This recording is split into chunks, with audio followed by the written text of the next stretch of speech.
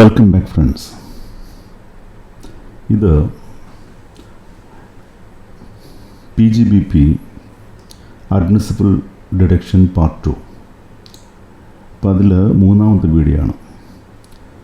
ഇതിൽ നമ്മൾ കഴിഞ്ഞ സെഷനിൽ നമ്മൾ ഡിസ്കസ് ചെയ്തത് സെക്ഷൻ 32 ഡിപ്രിസിയേഷൻ അലവൻസസ് ആണ് ഡിസ്കസ് ചെയ്തത്. ഇത് അതിൻ്റെ കണ്ടിന്യൂഷനാണ്. അതായത് സെക്ഷൻ 32-ൻ്റെ ഡിപ്രിസിയേഷൻ അലവൻസിൻ്റെ സെക്കൻഡ് പാർട്ടാണ്. പക്ഷേ PGBPയിലെ മൂന്നാമത്തെ വീഡിയോയുമാണ്. അപ്പം ഇതിൻ്റെ PGBP പാർട്ട് 2-ലെ ഫസ്റ്റ് വീഡിയോയിൽ നമ്മൾ സെക്ഷൻ 29, 30, 31 ഡിസ്കസ് ചെയ്തത്. അപ്പോൾ അതിൻ്റെ സെക്കൻഡ് പാർട്ടിൽ നമ്മൾ സെക്ഷൻ 32 ഡിസ്കസ് ചെയ്തു. അപ്പോൾ അതിൻ്റെ ബാലൻസ് പാർട്ട് ആണ് ഇവിടെ ഡിസ്കസ് ചെയ്യുന്നത്. ഈ സെക്ഷൻ 32 വളരെ ലെങ്തി ആയിട്ടുള്ള സെക്ഷനാണ്. ഇതിന് ഇനിയും വീഡിയോസ് വേണ്ടി വരും. ഒരു 2 വീഡിയോ എങ്കിലും മിനിമം വേണ്ടി വരും. 2 വീഡിയോ കൊണ്ട് തീരുവൊന്നും നോക്കണം. അപ്പോൾ 2 വീഡിയോ എങ്കിലും ഇനി വേണ്ടി വരും. അത്ര ലെങ്തിയും വളരെ ഇമ്പോർട്ടൻ്റ് ആയിട്ടുള്ള സെക്ഷനാണ് സെക്ഷൻ 32 എന്ന് പറയുന്നത്. ഓക്കെ, അപ്പോൾ ഇത് intermediate course CA, CMA, CS വേണ്ടിയുള്ള ഇൻകം ടാക്സിൻ്റെ അസസ്മെൻറ്റ് ഇയർ 25-26 ഇല്ലെങ്കിൽ പ്രീവിയസ് ഇയർ 24-25 വേണ്ടി പ്രിപ്പയർ ചെയ്തൊരു വീഡിയോ ആണിത്. ഓക്കെ, പക്ഷേ ഇത് ആർക്കും യൂസ് ചെയ്യാവുന്നതാണ്. നിങ്ങളുടെ ബിസിനസ്സും കാരനോ ഇല്ലെങ്കിൽ ഒരു പ്രൊഫഷണലോ ആണെങ്കിൽ തന്നെയും ഇല്ലെങ്കിൽ ഒരു സാധാരണക്കാരനാണെങ്കിൽ പോലും നിങ്ങൾക്കിത് യൂസ് ചെയ്യാവുന്നതാണ്. എന്തൊക്കെയാണ് എൻ്റെ പ്രൊഫഷൻസ് എന്ന് മനസ്സിലാക്കാൻ വേണ്ടി യൂസ് ചെയ്യാവുന്ന ഒരു വീഡിയോ ആണിത്. അപ്പോൾ നമുക്ക് അതിൻ്റെ ഡീറ്റെയിൽസിലേക്ക് സെക്ഷൻ 32-ൻ്റെ പാർട്ട് 2 അതിൻ്റെ കമ്പ്യൂട്ടേഷൻ ഓഫ് ഡിപ്രിസിയേഷൻ, എങ്ങനെ ഡിപ്രിസിയേഷൻ കമ്പ്യൂട്ട് ചെയ്യും എന്നതിനെ പറ്റിയാണ് നമ്മൾ അടുത്തത് നോക്കാം. നമ്മൾ ആ ഒരു പോർഷനിലേക്ക് കടക്കാം. അപ്പോൾ എങ്ങനെയാണ് ഡിപ്രിസിയേഷൻ എലമെൻറ്റ്സ് കമ്പ്യൂട്ട് ചെയ്യുന്നത്, കണക്കാക്കുന്നത് എങ്ങനെയാണ്? അപ്പോൾ അത് മനസ്സിലാക്കുന്നതിന് മുമ്പ് നമ്മൾ 3-4 ടേംസ് മനസ്സിലാക്കാനുണ്ട്. എന്താണ് ബ്ലോക്ക് ഓഫ് അസറ്റ്സ്, എന്താണ് ആക്ച്വൽ കോസ്റ്റ്, എന്താണ് റിട്ടേൺ ഡൗൺ വാല്യൂ, WDV എന്ന് പറഞ്ഞാൽ എന്താണ്? അപ്പോൾ WDV നമുക്കറിയാം. എന്താണ് WDV? Cost minus depreciation. നമ്മളെല്ലാം നേരത്തെ പഠിച്ചിട്ടുണ്ട്. 2 മെത്തേഡിൽ നമുക്ക് ഡിപ്രിസിയേഷൻ കാൽക്കുലേറ്റ് ചെയ്യാം. ഇതൊക്കെ നിങ്ങൾ ചെറിയ ക്ലാസ്സിൽ പഠിച്ചിട്ടുണ്ട്. അതുകൊണ്ടാണ് വീണ്ടും ഞാനത് റിപ്പീറ്റ് ചെയ്തത്. എന്നാലും ജസ്റ്റ് ഒന്ന് മെൻഷൻ ചെയ്ത് പോവുകയാണ്. അപ്പം WDV മെത്തേഡിൽ നമ്മൾ എന്താണ് ചെയ്യുന്നത്? നിങ്ങൾ കോസ്റ്റ് 100 രൂപയാണെങ്കിൽ ഡിപ്രിസിയേഷൻ 10% ആണെങ്കിൽ end of the first year നിങ്ങൾ എന്ത് ചെയ്യും? ആ കോസ്റ്റിനെ ഡിപ്രിസിയേഷൻ കൊണ്ട് മൾട്ടിപ്ലൈ ചെയ്യുമ്പം, ഡിപ്രിസിയേഷൻ പെർസെൻറ്റേജ് കൊണ്ട് മൾട്ടിപ്ലൈ ചെയ്യുമ്പം നിങ്ങൾക്ക് കിട്ടുന്ന എമൗണ്ട്, ഇപ്പം 100 റുപ്പീസ് കോസ്റ്റും 10% ആണ് ഡിപ്രിസിയേഷൻ എങ്കിൽ ഇതിൽ 10 റുപ്പീസ് കിട്ടുന്നു. അപ്പോൾ നിങ്ങളുടെ ഒറിജിനൽ കോസ്റ്റിൽ നിന്ന് ഇത് മൈനസ് ചെയ്യുമ്പോൾ 90 കിട്ടി. അതാണ് നെക്സ്റ്റ് ഇയറിൻ്റെ തുടക്കത്തിൽ നിങ്ങളുടെ WDV എന്ന് പറയുന്നത്. ഡിപ്രിസിയേഷൻ മൈനസ് ചെയ്ത് കിട്ടുന്ന വാല്യൂ. അതിനെ വേണം ആ ഒരു WDV-യുടെ മുകളിലായിരിക്കണം അടുത്ത ഡിപ്രിസിയേഷൻ നിങ്ങൾ കാൽക്കുലേറ്റ് ചെയ്യേണ്ടത്. അപ്പോൾ അത് എൻ്റെ സെക്കൻഡ് ഇയറിൽ അതിൽ നിന്നും ആ കിട്ടിയ WDV-യിൽ നിന്നും ആ WDV-യെ ഡിപ്രിസിയേഷൻ പെർസെൻറ്റേജ് കൊണ്ട് മൾട്ടിപ്ലൈ ചെയ്ത് കിട്ടുന്ന വാല്യൂ മൈനസ് ചെയ്യുമ്പം നിങ്ങൾക്ക് 9 റുപ്പീസ് കിട്ടുന്നു. 90 മൈനസ് 9 എന്ന് പറഞ്ഞാൽ 81 റുപ്പീസ്. സോ SLM ഇതിൽ അങ്ങനെയല്ല. SLM ഇതിലുള്ള life of the year calculate ചെയ്ത് കഴിഞ്ഞാൽ അത് എപ്പോഴും ആ ഡിപ്രിസിയേഷനെ നിങ്ങൾ കോസ്റ്റ് കൊണ്ട് മൾട്ടിപ്ലൈ ചെയ്ത് കിട്ടുന്ന എമൗണ്ട് മൈനസ് ചെയ്തുകൊണ്ടിരിക്കും. അപ്പോൾ എൻ്റെ of the life it will be 0. അപ്പം പ്രൊവൈഡഡ് അതിൻ്റെ റെസിജ്വൽ വാല്യൂ 0 ആണെന്ന് വെച്ചാൽ അത് വിൽക്കുമ്പോഴില്ലെങ്കിൽ അതിൻ്റെ സ്ക്രാപ്പ് വാല്യൂ 0 ആണെന്നുള്ള ഒരു അസംഷനിലാണ് ഞാനിത് പറഞ്ഞത്. ഓക്കെ, ഇനി നമുക്ക് മനസ്സിലാക്കേണ്ടത് എന്താണ് ബ്ലോക്ക് ഓഫ് അസറ്റ്സ് എന്നാണ്. അപ്പം നമ്മൾ നേരത്തെ പഠിച്ചു, ക്ലാസ്സിനെ പറ്റി പഠിച്ചു. പല ക്ലാസ്സുകളുണ്ട്. ഓക്കെ, എന്താണ് building class, furniture fitting class, main plant machinery, intangibles, അങ്ങനെ പല ക്ലാസ്സുകളുണ്ട് നമ്മൾ പഠിച്ചു. അതുപോലെ ഷിപ്പ് എന്ന വേറെ ക്ലാസ്സിനെ പറ്റി ക്ലാസ്സിനെ പറ്റി നമ്മൾ പഠിച്ചു. അപ്പോൾ ഇതിന് ഡിഫറെൻറ്റ് ക്ലാസ്. ഓരോ ക്ലാസ്സിലും നമുക്ക് ബ്ലോക്കുകളുണ്ട്. ഓരോ ബ്ലോക്കും ഓരോ പെർസെൻറ്റേജാണ് കൊടുക്കുന്നത്. അപ്പം ബിൽഡിംഗ് തന്നെ എടുത്തു കഴിഞ്ഞാൽ പേഴ്സണൽ യൂസിന് വേണ്ടിയുള്ള ബിൽഡിംഗ് ആണെങ്കിൽ 5%, മറ്റുള്ള ആവശ്യങ്ങൾക്ക് വേണ്ടിയുള്ള 10%, ടെമ്പററി സ്ട്രക്ചറാണ് 40% ഡിപ്രിസിയേഷൻ കിട്ടും. അപ്പോൾ അതിൻ്റെ ലൈഫ് ഓഫ് ദ അസറ്റ് അനുസരിച്ചാണ് ഡിപ്രിസിയേഷൻ കൂടുന്നത്. ചെറിയ ലൈഫുള്ളതിന് പെട്ടെന്ന് നമുക്ക് നശിച്ചു പോകുന്നതിന് കൂടുതൽ ഡിപ്രിസിയേഷൻ കൊടുക്കും. അങ്ങനെ നമ്മൾ സാധനം ചെയ്യാറുള്ളത്. ഇപ്പം ബിൽഡിങ്ങിൻ്റെ കേസ് എടുത്ത ലാൻഡ് ഒരിക്കലും അത് കൺസിഡർ ചെയ്യില്ല. ലാൻഡ് ഒഴിവാക്കിയാണ് ബിൽഡിങ്ങിൻ്റെ കോസ്റ്റ് കണക്കാക്കുന്നത്. ഓക്കെ, ലാൻഡ് അപ്രീഷ്യബിൾ അസറ്റായിട്ടാണ് കണക്കാക്കുന്നത്. അതുകൊണ്ട് തന്നെ ഡിപ്രിസിയേഷൻ കിട്ടുന്നതല്ല. ഇനി നിങ്ങളൊരു ലാൻഡും ഒരു ബിൽഡിങ്ങും കൂടിയാണ് വാങ്ങിച്ചതെങ്കിൽ അതിൽ ബിൽഡിങ്ങിൻ്റെ ഫെയർ മാർക്കറ്റ് വാല്യൂ സെപ്പറേറ്റ് കണക്കാക്കണം. ഇല്ലെങ്കിൽ ലാൻഡിൻ്റെ വാല്യൂ കണക്കാക്കി അതിൽ നിന്ന് മൈനസ് ചെയ്യണം. ബിൽഡിങ്ങിൻ്റെ ഫെയർ മാർക്കറ്റ് വാല്യൂ കണക്കാക്കി അതിന് മുകളിൽ മാത്രമേ ഡിപ്രിസിയേഷൻ നിങ്ങൾക്ക് ക്ലെയിം ചെയ്യാൻ പറ്റുകയുള്ളൂ. ഫർണിച്ചർ ആൻഡ് ഫിറ്റിങ്സ് എന്ന് പറയുമ്പോൾ അതിന് ഫർണിച്ചർ മൂവബിൾ ഐറ്റംസ് ആണ് ഫർണിച്ചറിൽ വരുന്നത്. ഫിക്സ്ചേഴ്സ് എന്ന് പറഞ്ഞാൽ അത് ഫിക്സ് ചെയ്തിരിക്കുന്ന സാധനമാണ്. ഫോർ എക്സാമ്പിൾ നിങ്ങളൊരു സിനിമ ഹാളിൽ ഒരു ചെയർ ഫിക്സ് ചെയ്തിരിക്കുന്നത്, മൂവ് ചെയ്യാൻ പറ്റുന്നില്ല. അതുപോലെ ഒരു പാർക്കിൽ സിമെൻറ്റ് ബെഞ്ചുണ്ട്, ഇല്ലെങ്കിൽ ഒരു കബോർഡ് ഫിക്സ് ചെയ്തിരിക്കുന്ന, നിങ്ങൾ മതിലിൽ ഫിക്സ് ചെയ്തിരിക്കുന്ന, വോളിൽ ഫിക്സ് ചെയ്തിരിക്കുന്ന ഒരു കബോർഡ്, അതൊക്കെ നമുക്ക് ഫിക്സ്ചേഴ്സ് എന്ന് പറയാൻ പറ്റും. പ്ലാന്റ് മെഷീനറി ആകുമ്പം എന്ത് മെഷീനറിയും വരാം. അപ്പോൾ ഇലക്ട്രിക്കൽ എക്യുപ്മെൻറ്റ് വരാം, എന്ത് എക്യുപ്മെൻറ്റ് വരാം, ഫാന്, ലൈറ്റ്, കമ്പ്യൂട്ടർ, മോട്ടർ, എന്തെങ്കിലും ഒരു മെഷീൻസ് എല്ലാം അതിനകത്ത് പ്ലാന്റ് മെഷീൻ വരുന്നതാണ്. പിന്നെ ഇൻറ്റാഞ്ചിബിൾ അസറ്റ്, എന്താണ് ഇൻറ്റാഞ്ചിബിൾ അസറ്റ് നിങ്ങൾക്കെല്ലാം അറിയാം. നമ്മൾ ഓൾറെഡി പലവട്ടം ഡിസ്കസ് ചെയ്തിട്ടുള്ളതാണ്. നമ്മൾ ഓൾറെഡി പറഞ്ഞു assets are categorised into class of assets and class of assets are categorised into block of assets അല്ലേ. അപ്പോൾ അതിൽ ഡിപ്രിസിയേഷൻ അലൗഡ് ടു ബ്ലോക്സിനാണ് ഡിപ്രിസിയേഷൻ കൊടുക്കുന്നത്. അപ്പം സെയിം ഡിപ്രിസിയേഷൻ പെർസെൻറ്റേജ് ഉള്ള അസറ്റ്സ് എല്ലാം കൂടെ ഒരു ബ്ലോക്കിൽ കൊണ്ടുവരും. ഒരേ ക്ലാസ്സിന് താഴെയുള്ളതെല്ലാം ഒരു ബ്ലോക്കിൽ കൊണ്ടുവരാറുണ്ട്. എന്നിട്ട് അതിനാണ് നമ്മൾ ഡിപ്രിസിയേഷൻ കാൽക്കുലേറ്റ് ചെയ്യുന്നത്. Block of asset is a group of assets falling within a class of assets comprising of tangible assets of building machinery, plants, furniture. Okay, അപ്പോൾ ടാഞ്ചിബിൾ അസറ്റിൻ്റെ കേസിലാണ് നമ്മളിത് പറയുന്നത്. അപ്പോൾ ടാഞ്ചിബിൾ അസറ്റിനാണ് ബ്ലോക്ക് ഓഫ് അസറ്റ്സ് ഉണ്ടാകുന്നത്. Okay, അത് WDV മെത്തേഡിലായിരിക്കും ഇത് കാൽക്കുലേറ്റ് ചെയ്യുന്നത്. അപ്പം ബിൽഡിംഗ് മെഷീനറി, പ്ലാന്റ്സ്, പിന്നെ അതുപോലെ ഫർണിച്ചർ ആൻഡ് ഫിറ്റിങ്സ്, ഇതെല്ലാം അതിനകത്ത് വരുന്നതാണ്. ഫർണിച്ചർ ബില്ലിനകത്ത് വരും. ഇൻറ്റാഞ്ചിബിൾ അസറ്റ്സ് നമുക്കറിയാം എന്തൊക്കെയാണ്. പേറ്റൻറ്റ്, കോർപ്പറേറ്റ് ട്രേഡ്മാർക്സ്, ഇതെല്ലാം ഇൻറ്റാഞ്ചിബിൾ അസറ്റിൽ വരുന്നതാണ്. ഇത് ഓൾറെഡി നമ്മൾ ഡിസ്കസ് ചെയ്തതാണ്. പല ക്ലാസ് ഉണ്ട്, ക്ലാസ്സിന് ബ്ലോക്സ് ഉണ്ട്. ഓക്കെ, അപ്പോൾ ബിൽഡിംഗ് എന്ന് പറയുന്ന ക്ലാസ്സിന് ബ്ലോക്ക് 1, ബ്ലോക്ക് 2, ബ്ലോക്ക് 3 ഉണ്ട്. ബ്ലോക്ക് 1 എന്ന് പറയുന്നത് റെസിഡൻഷ്യൽ ബിൽഡിങ്സ് ആണ് 5%, നോൺ റെസിഡൻഷ്യൽ ബിൽഡിംഗ് ഓഫീസൊക്കെയാണ് 10%, അതുപോലെ ടെമ്പററി സ്ട്രക്ചേഴ്സ് 40% വരും. പിന്നെ വാട്ടർ സപ്ലൈ പ്രോജക്റ്റ് അത് 40% കൊടുക്കുന്നുണ്ട്. അതുപോലെ furniture fittings 10%. Plant and machinery തന്നെ പല പ്ലാന്റ് ആൻഡ് മെഷീനറി ഉണ്ട്. ജനറൽ പ്ലാന്റ് ആൻഡ് മെഷീനറി ആണെങ്കിൽ ജനറൽ ആയിട്ടുള്ള പ്ലാന്റ് ആൻഡ് മെഷീനറിയിൽ നമ്മൾ 15% കൊടുക്കും ജനറൽ പ്ലാന്റ് ആൻഡ് മെഷീനറിയിൽ. ഇല്ലാതെ മറ്റുള്ള പ്ലാന്റ് ആൻഡ് മെഷീനറീസ് ഉണ്ട്. അപ്പം പല രീതിയിൽ നമുക്ക് ചെയ്യാൻ പ്ലാന്റ് മെഷീനറി തന്നെ ഹയർ ചെയ്യുന്ന കാറിന്, മോട്ടോർ കാർസിന് ഒക്കെ 30%, ഇല്ലാതുള്ള മോട്ടോർ കാർസിന് 15%, അതുപോലെ ലോറി, ടാക്സി, ബസ്സസ് അതൊക്കെ അതിന് 30%, എയർപ്ലെയിൻ 40%, കമ്പ്യൂട്ടർ ആൻഡ് സോഫ്റ്റ്വെയർസ് 40%. അങ്ങനെ ഇതൊക്കെ നമ്മൾ ഓൾറെഡി നോക്കിയതാണ്, നേരത്തെ ഉള്ള സെറ്റിൽ നോക്കിയതാണ്. ആർക്കെങ്കിലും അതിനകത്ത് എന്തെങ്കിലും ഡൗട്ട്സ് ഉണ്ടെങ്കിൽ നേരത്തെ ഉള്ള സെഷൻസ് റെഫർ ചെയ്യാം. Okay, now notes. Building means super structure only, does not include land. അപ്പോൾ ബിൽഡിംഗ് എന്ന് പറഞ്ഞാൽ സൂപ്പർ സ്ട്രക്ചറാണ്. ബിൽഡിംഗ് മാത്രമേ ഉള്ളൂ, ലാൻഡ് അതിനകത്ത് ഇൻക്ലൂഡ് അല്ല. അപ്പോൾ റോഡ്സ്, ബ്രിഡ്ജസ്, വെൽസ്, ട്യൂബെൽസ് എല്ലാം ബിൽഡിങ്ങിൽ വരുന്നതാണ്. ബിൽഡിങ് റെസിഡൻഷ്യൽ പർപ്പസിനുള്ള ബിൽഡിംഗ് നമ്മൾ പറഞ്ഞു. ബിൽഡിങ്ങിന് റൈറ്റ്സ് ഉണ്ട് 5%, 10% ഉണ്ടെന്ന് പറഞ്ഞു. റെസിഡൻഷ്യൽ പർപ്പസിനുള്ള ബിൽഡിങ്ങിന് 5%, ഇല്ലാതുള്ള 10% വേണം. അപ്പോൾ നമ്മൾ എങ്ങനെ ഡിസൈഡ് ചെയ്യും അത് റെസിഡൻഷ്യൽ പർപ്പസിനുള്ളത്? അപ്പോൾ പാർട്ട്ലി റെസിഡൻഷ്യൽ, പാർട്ട്ലി ഒഫീഷ്യൽ ആണെങ്കിൽ എങ്ങനെ ഡിസൈഡ് ചെയ്യും? ഇതൊരു ക്വസ്റ്റ്യൻ അവിടെ റേസ് ചെയ്യും. അപ്പോൾ നമ്മളിവിടെ മനസ്സിലാക്കേണ്ടത് 2/3 of the total build-up floor area is use for residential purpose, then it is A residential building. അതിൻ്റെ 2/3 ഭാഗം യൂസ് ചെയ്യുന്നുണ്ടെങ്കിൽ, റെസിഡൻഷ്യൽ പർപ്പസിന് യൂസ് ചെയ്യുന്നുണ്ടെങ്കിൽ അത് റെസിഡൻഷ്യൽ ബിൽഡിംഗ് ആണ്. ഓക്കെ, അപ്പം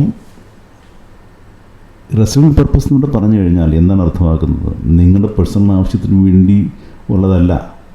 സ്റ്റാഫിൻ്റെ, നിങ്ങൾ ഒഫീഷ്യൽ, അതായത് ബിസിനസ്സിന് ആവശ്യമുള്ള സ്റ്റാഫിൻ്റെ റെസിഡൻസാണത്.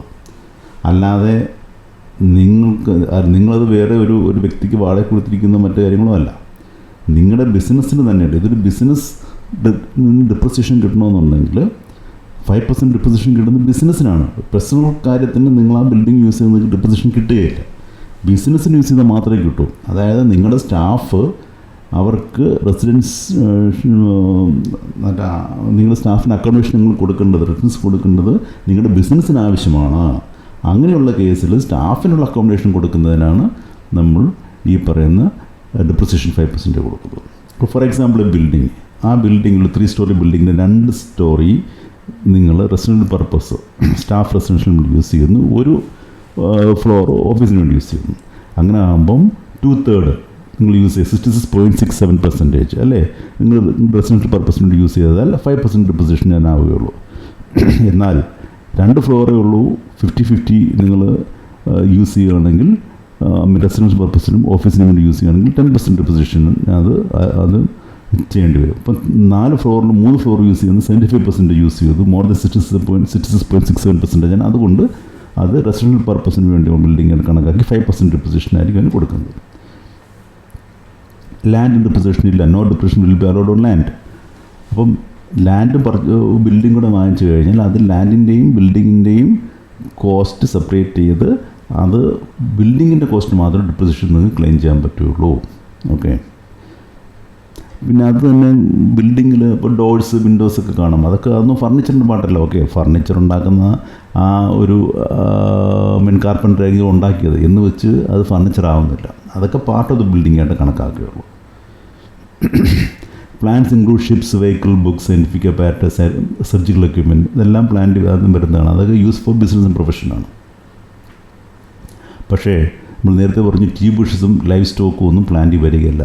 എന്തുകൊണ്ടാണ് വരാത്തതെന്ന് നമ്മൾ നേരത്തെ ഡിസ്കസ് ചെയ്തു. ലൈഫ് സ്റ്റോക്ക് എന്ന് പറഞ്ഞാൽ അത് ലൈഫ് സ്റ്റോക്ക് നമ്മൾ ഡിപ്രിസിയേഷൻ കൊടുക്കാൻ, അത് വാങ്ങിക്കുമ്പോൾ അതിൻ്റെ വിലയിടും, അത് ഇല്ലാതായി കഴിയുമ്പം ഇല്ലെങ്കിൽ ഓൺ ഇറ്റ്സ് ഡെത്ത് ഒരു കാർക്കാസിൻ്റെ വില ഇല്ലെങ്കിൽ അതിന് ഒരു വിലയിടും. ആ വില P&L എക്സ്പെൻസിനകത്ത് കണക്കാക്കി അതിന് റൈറ്റ് ഓഫ് ചെയ്യും. അത് ചെയ്യാറുള്ളൂ, അല്ലാതെ അതിന് ഡിപ്രിസിയേഷൻ നമ്മൾ ചെയ്യാറില്ല. ടീ ബുഷ് എന്ന് പറയുമ്പോൾ ടീ ബുഷ് ഇപ്പോൾ പ്ലാൻ ചെയ്യുന്നതിനും ഇല്ലെങ്കിൽ മറ്റേ മെയിൻ്റനൻസിനും ഒക്കെ നമ്മൾ പൈസ ചിലവായിക്കൊണ്ടിരിക്കുകയാണ്, അതെല്ലാം P&L പോയിക്കൊണ്ടിരിക്കുകയാണ്. അപ്പോൾ അതുകൊണ്ട് പ്രത്യേകിച്ച് അതിന് നമ്മൾ ഒരു അസറ്റ് ആണെങ്കിൽ പോലും, ടീ ബുഷ് ഒരു അസറ്റാണ് എന്നാൽ പോലും അത് നമ്മൾ പിന്നെ അതിൽ ഡിപ്രിസിയേഷൻ ചാർജ് ചെയ്യാറില്ല. ടീ ബുഷസിന് ഡിപ്രിസിയേഷൻ ചാർജ് ചെയ്യുന്നില്ല. ഈ പ്ലാന്റ് ആൻഡ് മെഷീനറി ഒരു ജനറൽ എന്ന് പറയുന്ന ഒരു പ്ലാന്റ് ആൻഡ് മെഷീനറി ജനറൽ ഒരു 15% ഡിപ്രിസിയേഷനാണ്. നമ്മൾ മറ്റുള്ളൊന്നും വരാത്തതെല്ലാം അതിനകത്ത് വേണം ചാർജ് ചെയ്യാനായിട്ട്. ഇപ്പം നമ്മൾ പ്രത്യേകിച്ച് പറഞ്ഞിട്ടില്ല പ്ലാന്റ് ആൻഡ് മെഷീനറി എത്ര പെർസെൻറ്റേജ് ഡിപ്രിസിയേഷൻ എന്ന് പറഞ്ഞിട്ടില്ല, എന്ത് കാരണത്തിനുള്ള ഇല്ല എന്ത് യൂസിനുള്ളതാണെന്ന് പറഞ്ഞിട്ടില്ലെങ്കിൽ അത് ജനറലായിട്ട് വേണം നമ്മൾ കാൽക്കുലേറ്റ് ചെയ്യാനായിട്ട്. അപ്പോൾ നമ്മൾ അത് നമ്മൾ ഈ നോർമൽ ഓഫീസ് യൂസിനും മറ്റു കാര്യത്തിന് യൂസ് ചെയ്യുന്നത് മോട്ടോർ കാർ 15% ആണ് നമ്മൾ കിട്ടുന്നത്. അതുപോലെ തന്നെ മറ്റുള്ള എക്യുപ്മെൻറ്റ്, ഇപ്പം ട്രാക്ടർ, റോഡ് റോളർ, അല്ലെങ്കിൽ മോട്ടോർ സൈക്കിൾ, സ്കൂട്ടർ, ഇതെല്ലാം നമ്മൾ ഈ 15% ഒരു റേറ്റിലായിരിക്കും ചാർജ് ചെയ്തത്, P&M ജനറൽ എന്ന പോലെ. കമ്പ്യൂട്ടർ സോഫ്റ്റ്വെയർ എന്ന് പറയുമ്പം അതിന് 40% ആണ്. കമ്പ്യൂട്ടർ സോഫ്റ്റ്വെയർ എന്ന് പറഞ്ഞാൽ കമ്പ്യൂട്ടർ പ്രോഗ്രാംസ്, അതിനകത്തുള്ള കമ്പ്യൂട്ടർ പ്രോഗ്രാംസ്, റെക്കോർഡ് ചെയ്തിട്ടുള്ള കമ്പ്യൂട്ടർ പ്രോഗ്രാംസ് കമ്പ്യൂട്ടർ സോഫ്റ്റ്വെയറിൻ്റെ പരിധിയിൽ വരുന്നതാണ്. ഇനി ഡിപ്രിസിയേഷൻ മാൻഡേറ്ററി ആണ്. അപ്പം നമ്മളത് ഡിപ്രിസിയേഷൻ ചാർജ് ചെയ്യില്ലെന്ന് പറയാൻ പറ്റില്ല. നമ്മൾ അസസിക്ക് ഓപ്ഷനില്ല ഡിപ്രിസിയേഷൻ ചാർജ് ചെയ്യാതിരിക്കാൻ വേണ്ടി. നിങ്ങൾക്കത് ക്ലെയിം ചെയ്യാതിരിക്കാം, പക്ഷേ WDV നിങ്ങൾ കാൽക്കുലേറ്റ് ചെയ്തിരിക്കണം. ഇപ്പം നിങ്ങൾ ഒരു വർഷം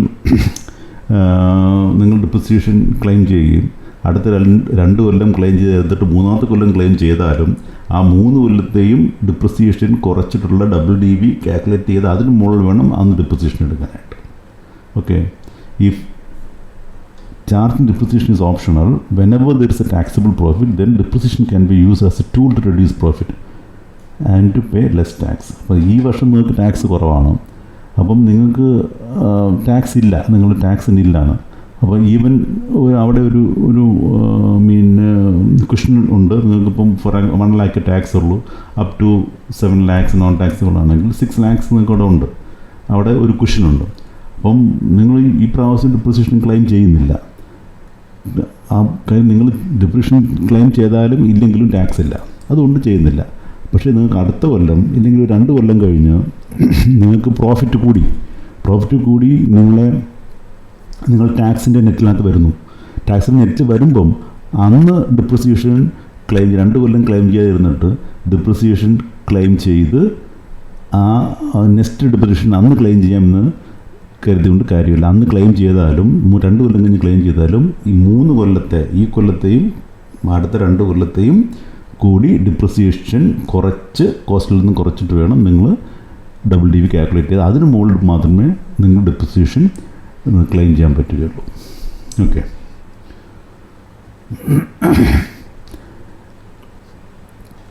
ഇനി ഒരു അസറ്റ് പർച്ചേസ് ചെയ്യുമ്പോൾ അതിന് ക്യാഷായിട്ട് മാക്സിമം കൊടുക്കാൻ പറ്റുന്ന 10,000 rupees പെർ ഡേ പെർ ബില്ലാണ്. അതിൽക്കുള്ളിൽ കൊടുക്കാൻ പറ്റില്ല. അതിൽക്കുള്ളിൽ കൊടുത്താൽ അത് കോസ്റ്റായിട്ട് കണക്കാക്കിയില്ല. അതിന് മുകളിൽ നിങ്ങൾക്ക് ഡിപ്രിസിയേഷൻ ക്ലെയിം ചെയ്യാൻ പറ്റുകയില്ല. Okay, if a machine has been purchased by paying 20,000 cash and 30,000 through bank, then depreciation eligibility is only for the 30,000. 20,000 എന്ന് പറഞ്ഞാൽ 10,000 മുകളിലാണ്. അതുകൊണ്ട് അതിന് ഡിപ്രിസിയേഷൻ എലിജിബിലിറ്റി ഇല്ല. അത് നിങ്ങൾ കോസ്റ്റായിട്ട് കണക്കാക്കുകയില്ല. Power generation, distribution, transmission undertaking ഒഴിച്ച് ബാക്കി എല്ലാ തരം ഇൻഡസ്ട്രീസിനും ഡിപ്രിസിയേഷൻ WDV മെത്തേഡിലെ കാൽക്കുലേറ്റ് ചെയ്യാൻ പാടുള്ളൂ. പക്ഷേ പവർ ജനറേഷൻ, ഡിസ്ട്രിബ്യൂഷൻ, പവർ കമ്പനീസിന് SLM മെത്തേഡിൽ വേണമെങ്കിലും അവർക്ക് ഓപ്റ്റ് ചെയ്യാം. പക്ഷേ SLM മെത്തേഡിൽ അവർ ഓപ്റ്റ് ചെയ്താൽ അവർക്ക് അഡീഷണൽ ഡിപ്രിസിയേഷൻ, അത് നമ്മൾ പഠിക്കും. എന്താണ് അഡീഷണൽ ഡിപ്രിസിയേഷൻ നമ്മൾ പഠിക്കും. ഒരു അഡീഷണൽ ഡിപ്രിസിയേഷൻ അവർ ക്ലെയിം ചെയ്യാൻ പറ്റില്ല. അഡീഷണൽ ഡിപ്രിസിയേഷൻ എപ്പോഴും കോസ്റ്റിന് മുകളിലാണ്. 20% ആണ് അതിൻ്റെ മാക്സിമം ലിമിറ്റ്. ഓക്കെ, അപ്പോൾ 20% വൺ ടൈം നിങ്ങൾ ഡിപ്രിസിയേഷൻ ചാർജ് ചെയ്യാം. ഓക്കെ, അത് വാങ്ങിക്കുന്ന കൊല്ലം അത് നിങ്ങൾ പുട്ട് യൂസ് ചെയ്യുവാണെങ്കിൽ 20% നിങ്ങൾക്ക് ചാർജ് ചെയ്യാം. അത് അത്രയും നിങ്ങൾക്ക് കുറയ്ക്കാൻ, ഡിപ്രിസിയേഷനായിട്ട് നിങ്ങൾക്ക് കുറയ്ക്കാൻ പറ്റും. അപ്പോൾ ആ ഒരു ഫെസിലിറ്റി കിട്ടുകയില്ല. നിങ്ങൾ SLM മെത്തേഡ് ഓപ്റ്റ് ചെയ്യുവാണെങ്കിൽ അത് കിട്ടുകയില്ല. അഡീഷണൽ ഡിപ്രിസിയേഷൻ നിങ്ങൾക്ക് കിട്ടുകയില്ല. അത് പക്ഷേ ഈ SLM method, straight line method of calculating depreciation, അത് ഓപ്റ്റ് ചെയ്യാൻ പറ്റുന്ന പവർ ജനറേഷൻ കമ്പനീസിന് മാത്രമേ ഉള്ളൂ. ബാക്കി എല്ലാ കമ്പനികളും, എല്ലാത്തരം ഓർഗനൈസേഷൻസും WDV മെത്തേഡ് തന്നെ ഫോളോ ചെയ്യണം. അപ്പോൾ power generation companies can exceed the option of being allowed depreciation on SLM basis. അങ്ങനെ ചെയ്യുമ്പം ഈ ഡിപ്രിസിയേഷൻ ഇൻഡിവിജ്വൽ അസറ്റ് ബേസിൽ വേണം ചാർജ് ചെയ്യാനായിട്ട്. അത് ബ്ലോക്ക് ബേസിലല്ല. WDVയിൽ ബ്ലോക്കാണ്, നമ്മൾ പറഞ്ഞു. ക്ലാസ് ഉണ്ട്, ക്ലാസ്സിനകത്ത് ബ്ലോക്സ് ഉണ്ട്. Blocks for the block we are charging depreciation. ഇതങ്ങനെയല്ല, ഇൻഡിവിജ്വൽ ബേസിൽ ചെയ്യാം. അപ്പോൾ നിങ്ങൾക്ക് ഒരു അസറ്റ് എടുത്തിട്ട് ആ അസറ്റ് SLM വേണോ WDV വേണോ എന്ന് നിങ്ങൾക്ക് തീരുമാനിക്കാം. പക്ഷേ വൺസ് ഓപ്റ്റ് ചെയ്ത് കഴിഞ്ഞാൽ നിങ്ങൾക്കത് പിന്നെ മാറ്റാൻ പറ്റുകയില്ല. ദാറ്റ് ഇസ് പെർമനൻറ്റ്, ഫൈനലാണ്. ഓക്കെ, അത് നിങ്ങൾക്ക് ഓരോ അസറ്റിനും സെപ്പറേറ്റ് ഇൻഡിവിജ്വൽ അസറ്റ് ബേസിൽ ചെയ്യാൻ പറ്റും.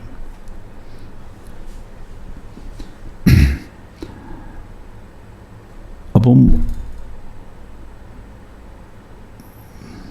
ഈ ക്യുമുലേറ്റീവ് ഡിപ്രിസിയേഷൻ, ഇപ്പോൾ നമുക്ക് ഒന്ന് രണ്ട് കാര്യങ്ങൾ ഇവിടെ നോട്ട് ചെയ്യാനുള്ളത്, അഗ്രിഗേറ്റുകളിൽ ക്യുമുലേറ്റീവ് ഡിപ്രിസിയേഷൻ പല വർഷങ്ങളായിട്ട് നമ്മൾ ചാർജ് ചെയ്യുന്ന depreciation for any asset for different assessment year shall not exceed the actual cost of the asset. നിങ്ങൾ 100 രൂപയുടെ ഒരു സാധനം വാങ്ങിച്ചു, ഇല്ലെങ്കിൽ 1 lakhൻ്റെ സാധനം വാങ്ങിച്ചു, ഡിപ്രിസിയേഷൻ ചെയ്ത് 1 lakhന് മുകളിൽ പോയിട്ട് കാര്യം, അതിൻ്റെ കോസ്റ്റ് 1 lakh ഉള്ളൂ. അതിൽ കൂടുതൽ ഡിപ്രിസിയേഷൻ എങ്ങനെ നിങ്ങൾക്ക് കിട്ടാൻ പാടില്ല. അപ്പം aggregate depreciation allowed for any asset shall not be more than the actual cost. Okay, SLM ഇല്ലെങ്കിൽ WDV method option by power sector undertaking must be exercised before the due date of furnishing the return ITR under section 139(1) for the assessment year relevant to the previous year in which it begins to generate the power. അപ്പോൾ നമ്മൾ പറഞ്ഞു power sector companies SLM മെത്തേഡോ WDV മെത്തേഡോ opt ചെയ്യാമെന്ന് പറയും. ഈ option exercise ചെയ്യേണ്ടത് എപ്പോഴാണ് അവർ ഈ ഓപ്ഷൻ എക്സസൈസ് ചെയ്യേണ്ടത്? പവർ ജനറേഷൻ തുടങ്ങുന്നതിന് മുമ്പ് അവർ ചെയ്യണം. അതെപ്പോഴ്?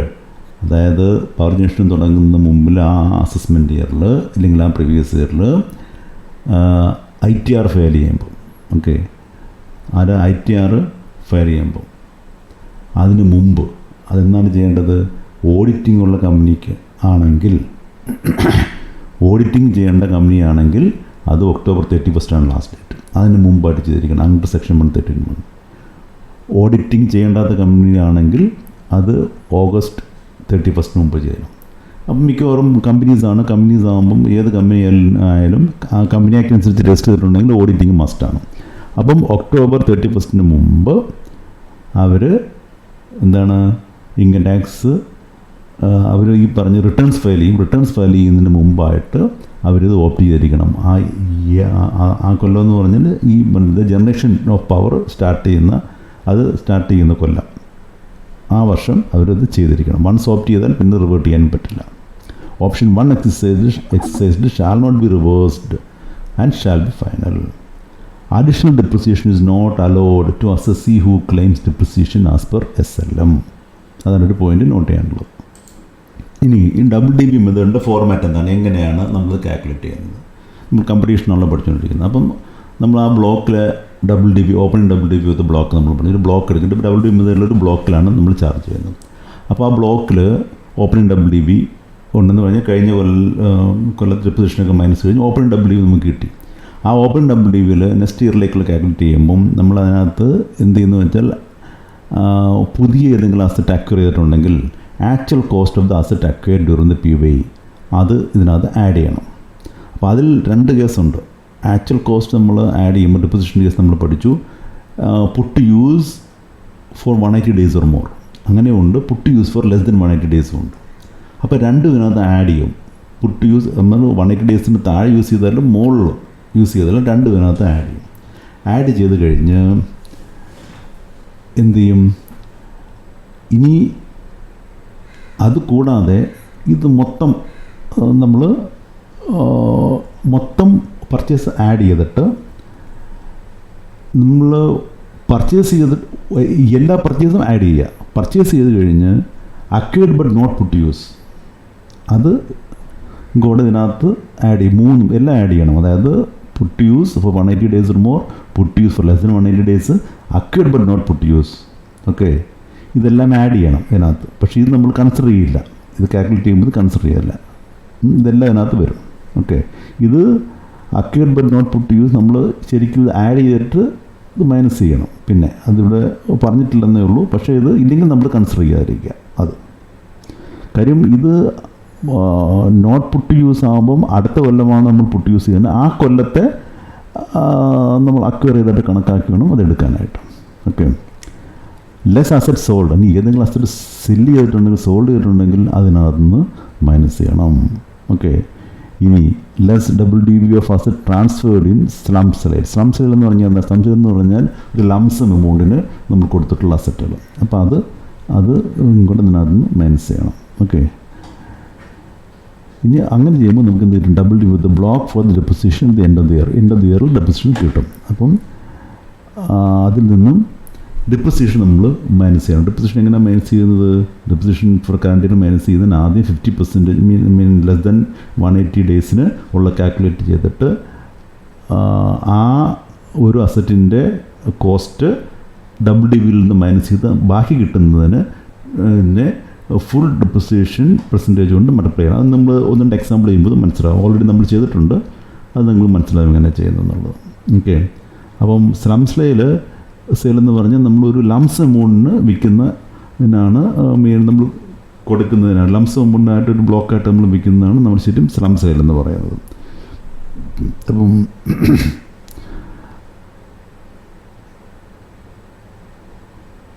നമുക്ക് അടുത്തത് സെക്ഷൻ 32(1)(2)(a) പോകാം.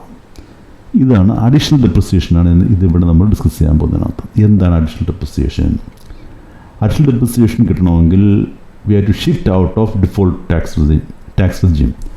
അപ്പം ബൈ ഡിഫോൾട്ട് നമുക്ക് 2 തരം ടാക്സ് റെജീം നിങ്ങൾക്കറിയാം. ഓൾഡ് ടാക്സ് റെജീമും അതുപോലെ ഡിഫോൾട്ട് ടാക്സ് റെജീമും. അപ്പം നമ്മൾ ഡിഫോൾട്ട് ടാക്സ് റെജീമിൽ നിന്നും നമ്മൾ ഷിഫ്റ്റ് ഔട്ട് ചെയ്യണം. ഷിഫ്റ്റ് ഔട്ട് ചെയ്ത് ഓൾഡ് ടാക്സ് റെജീം സ്വീകരിച്ചാൽ മാത്രമേ നമുക്ക് അഡീഷണൽ ഡെപ്രിസിയേഷൻ്റെ ഗുണം കിട്ടുകയുള്ളൂ. ഓക്കെ, അത് 115 BAC 1A അതിൽ നിന്ന് നമ്മൾ ഡിഫോൾട്ടിൽ നിന്ന് നമ്മൾ ഷിഫ്റ്റ് ഔട്ട് ചെയ്താൽ മാത്രമേ നമുക്ക് ഈ അഡീഷണൽ ഡെപ്രിസിയേഷൻ 20% നമുക്ക് കിട്ടുകയുള്ളൂ. ഇനി അടുത്ത കാര്യം, ഈ additional depreciation is allowed only for manufacturing or production, ഇല്ലെങ്കിൽ power sector undertaking, printing and publishing industry. ഈ 3 സെക്ടറിൽ മാത്രമേ അഡീഷണൽ ഡെപ്രിസിയേഷൻ അലൗഡ് ഉള്ളൂ. മറ്റുള്ള ഒരു കേസിലും അഡീഷണൽ ഡെപ്രിസിയേഷൻ അലൗഡ് അല്ല.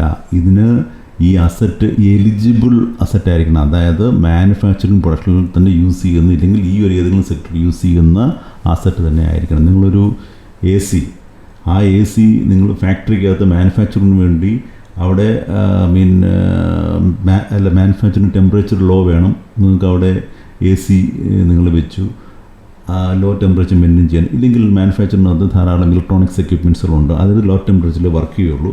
അതിന് നിങ്ങൾ ടെമ്പറേച്ചർ ലോ ആക്കാൻ വേണ്ടി അവിടെ നിങ്ങൾ AC ഫിറ്റ് ചെയ്തു. അങ്ങനെ ഉണ്ടെങ്കിൽ ഇത് അലൗഡാണ്. പക്ഷേ നിങ്ങൾ ഒരു മാനുഫാക്ചറിങ് കമ്പനിയാണ്, നിങ്ങളുടെ ഓഫീസിലോ ഇല്ലെങ്കിൽ വേറെ എവിടെയെങ്കിലോ നിങ്ങൾ ഒരു AC ഫിറ്റ് ചെയ്താൽ അത് മാനുഫാക്ചറിങ് പർപ്പസിന് വേണ്ടിയുള്ളതല്ല. അതുകൊണ്ട് അതിൻ്റെ ഡെപ്പോസിഷൻ നിങ്ങൾക്ക് കിട്ടുകയില്ല.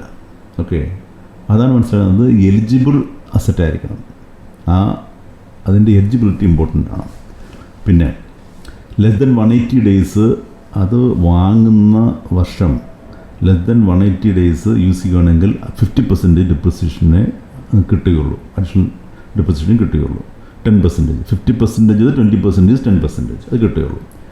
ബാക്കി ബാലൻസ് നെക്സ്റ്റ് സബ്സിക്വൻ്റ് ഇയറിൽ കിട്ടും, ലെസ് ദെൻ 180 ഡേയ്സ് യൂസ് ചെയ്താൽ. ലെസ് ദെൻ 180 ഡേയ്സിൻ്റെ കേസ് നമ്മൾ പറഞ്ഞു ഒക്ടോബർ 3 മുകളിലോട്ട് 4 തൊട്ട് മുകളിലോട്ടാണെങ്കിൽ ലെസ് ദെൻ 180 ഡേയ്സ് ആണ്. അപ് ടു ഒക്ടോബർ 4 തൊട്ട് 31 മാർച്ച് വരെ.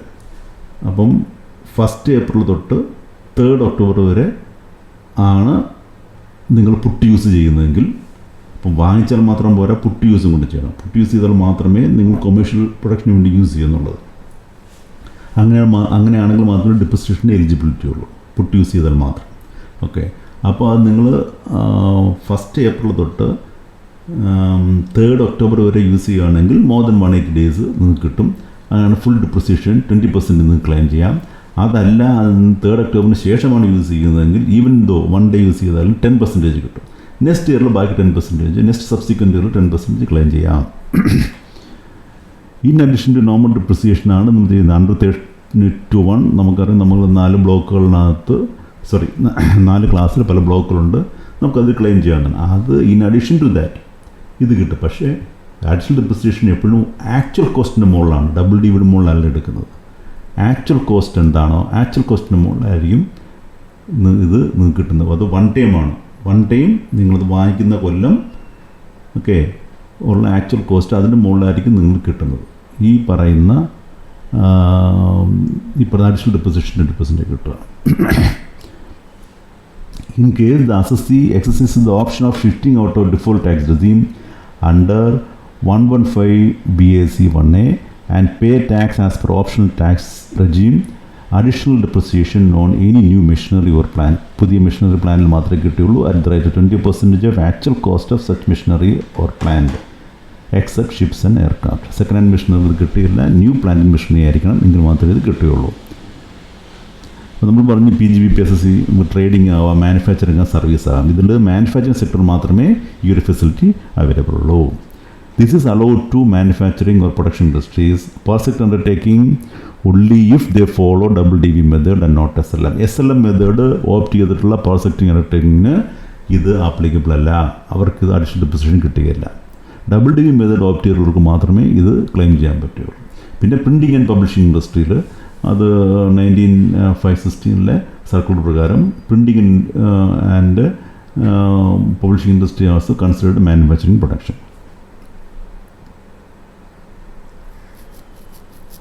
ഇനി ഇത് നോൺ പ്രയോറിറ്റി സെക്ടറിനും ഈ പറയുന്ന അഡീഷണൽ ഡെപ്പോസിഷൻ ആപ്ലിക്കബിൾ ആണ്. നോൺ പ്രയോറിറ്റി സെക്ടർ എന്ന് പറഞ്ഞാൽ ലിക്കർ, സിഗരറ്റ് പോലെയുള്ള ഇതിൽ 11th ഷെഡ്യൂളിൽ നമ്മൾ ഇതിനെപ്പറ്റി പറഞ്ഞിട്ടുണ്ട്. അപ്പം നമ്മൾ ബോത്ത് സെക്ടറിന് 2 സെക്ടറിനും ഇപ്പം പ്രയോറിറ്റി സെക്ടർ ആയാലും നോൺ പ്രയോറിറ്റി സെക്ടർ ആയാലും ഇത് ആപ്ലിക്കബിൾ ആണ്.